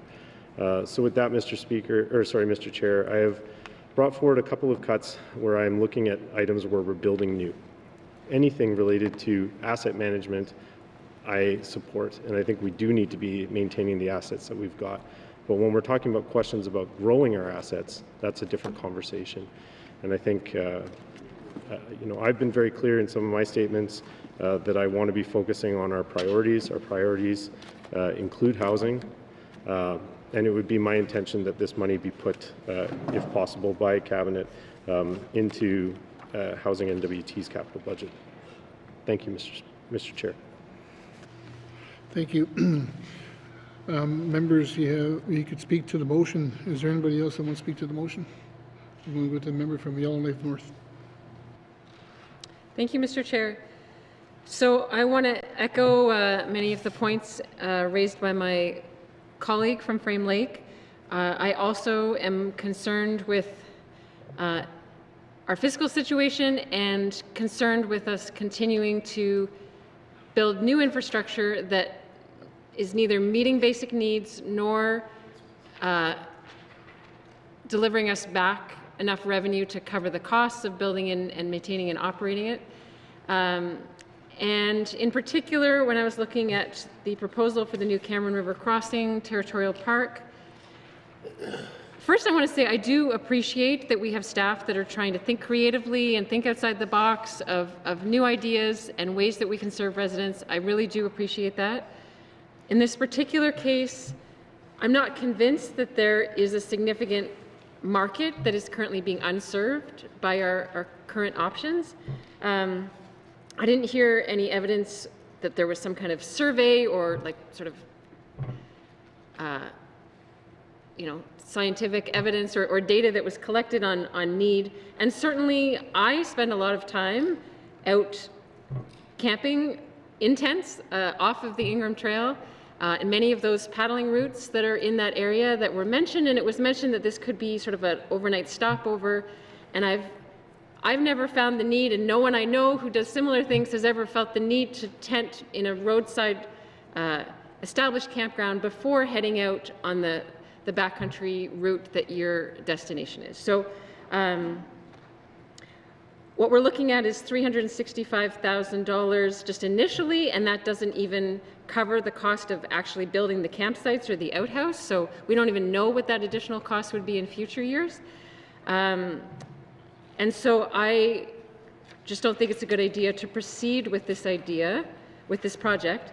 Instead, I would suggest what I have heard a lot from both residents, constituents, and people who frequent camping spots and cabin spots along the Ingram Trail is where we do have a dire need for improved infrastructure is out at Tibbet. And that's just in the sense of needing more garbage cans and toilets. So it's an extremely well-used area. It's a jumping off point to many other canoe routes, cabin routes, and we don't even have, garbage cans and toilets, and so people end up just leaving, refuse all over the place. And so to me, I think we need to start with just looking at our existing needs and just stick with the basics. So that's where I would, direct us to look to first before we start thinking of brand new projects as complex as a new campground. So with that, I'm prepared to support the motion of my colleague. Thank you, Mr. Chair. Thank you. I'm going to go to the member from Yellowknife Centre. To the motion. Thank you, Mr. Chairman. Whatever the last two speakers said, I say the opposite. Thank you. Okay, thank you. Is there any other members that want to speak to the motion? Okay, I'm going to go to the minister. Mr. Speaker. I guess a couple of things, and just off the top of my head, while we're sitting here listening to colleagues and what they're saying about these projects. I guess where I will start is that, while I absolutely respect that one of the priorities of this assembly is housing, absolutely, certainly, we also have other priorities of this assembly, one of which is economic development and one of which is access to health care and also mental health. One of the things that comes to mind for myself is that during COVID, it became very clear how many residents of this territory rely on our parks to get out, get on the land in a place that is accessible and where they also feel safe. And 47% of our park visitors are NWT residents that are using these spaces to have their outdoor time. So it has been substantiated by residents that these are important facilities to them. In addition, Mr. Speaker, the government of the Northwest Territories doesn't run these parks on an annual basis. These parks are run by businesses, by Northerners who are contractors and who bid on RFPs and come in and do this work. The people who do the work, as far as coming in, bidding on projects and doing this work, are largely Northern businesses. One of these projects is located in Nahanni Butte. That is a potential for local economic development outside of Yellowknife and in a community. Another one of these projects is in Fort Simpson. And one of the things that I think is really important to remember here is, yes, there's the economic development piece, but a lot of these projects have to do with safety. And so when we're talking about putting a gatehouse residence into Fort Simpson, the current person who had the contract uses an RV. That doesn't mean that the next person is going to have access to an RV in order to secure that contract and do that work. And that is a contract that will be going back out to RFP and will be put back out there. In regards to all of these places, they are a driver of tourism, which we know is definitely a light in our territory. We are finally back up to pre-COVID tourism numbers, and we hope to see those continue to grow with increased interest in the north, and something that we want to be able to support. Regardless of whether or not these dollars are here, we have an onus and a responsibility, we have a liability to upkeep the infrastructure that we have. And if we don't upkeep it, then we have to spend money to tear it down. So the Blackstone Park fixed roof, that's an existing structure. So if I can't fix it, I'm going to have to come back to this house for money in order to tear it down. So either way, I'm spending money on it. I think it's also worthwhile pointing out, Mr. Chair, that this motion doesn't call for dollars to be specifically removed from this section. It calls for dollars to be removed from ITI as a whole. And I think it's worth noting that ITI as a whole has routinely seen budget decreases over the years, but is constantly expected to do more and be a bit of a beacon as far as attracting investment to the territory and continuing to drive economic development. And has some they've got a pretty bossy minister, Mr. Chair, who expects them to do a lot of things, and expecting them to do that with less money is a huge concern for me. So I just want to raise that these are huge opportunities for local contractors to be able to take this on. And like I said, if I'm losing money here in order to do this work, I'm going to have to come back and ask for money in order to undo what's already there. So thank you. Thank you. To the motion.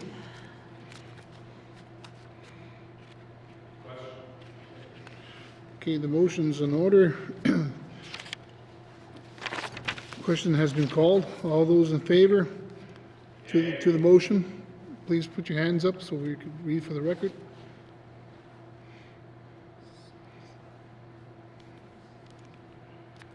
Okay, thank you. All those opposed to the motion?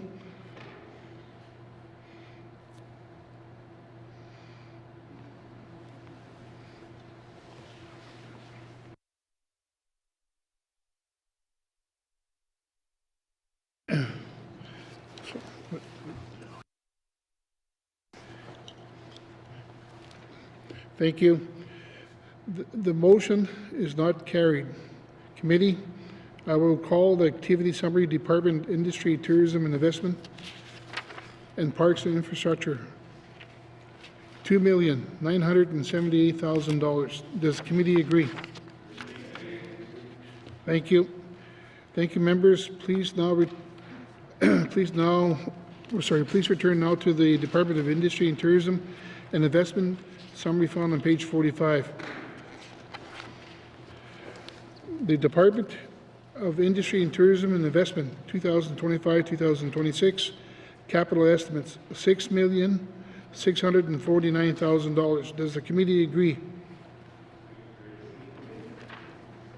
Okay, thank you. I'm going to go to the member from the Nuvik Butte Lake. Thanks, Mr. Chair. Mr. Chair, I move that this committee defer further consideration of the capital estimates for the Department of Industry, Tourism and Investment at this time. Thank you, Mr. Chair. Thank you. Question has been called. Sorry, the motion is in order. To the motion. Question. All those in favor? All those opposed? The motion is carried. Consideration of the Department of Industry and Tourism Investment 2025-2026 capital estimates totally department is deferred. Thank you, committee, and thank you, Minister. Sergeant Irons, please escort the witnesses from the chambers.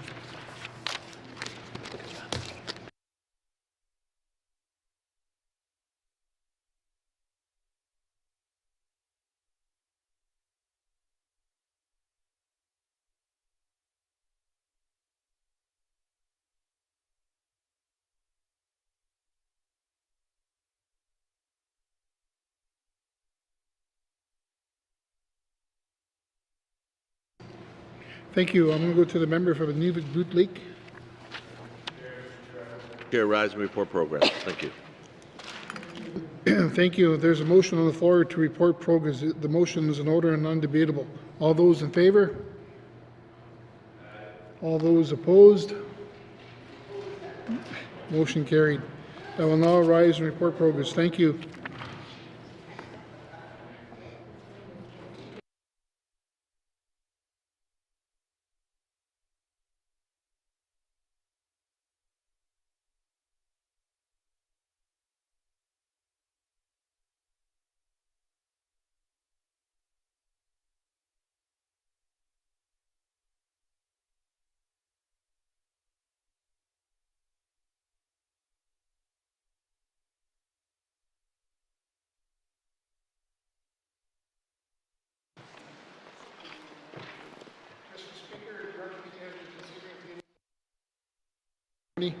Brackets 1, and would like to report progress with one motion carried.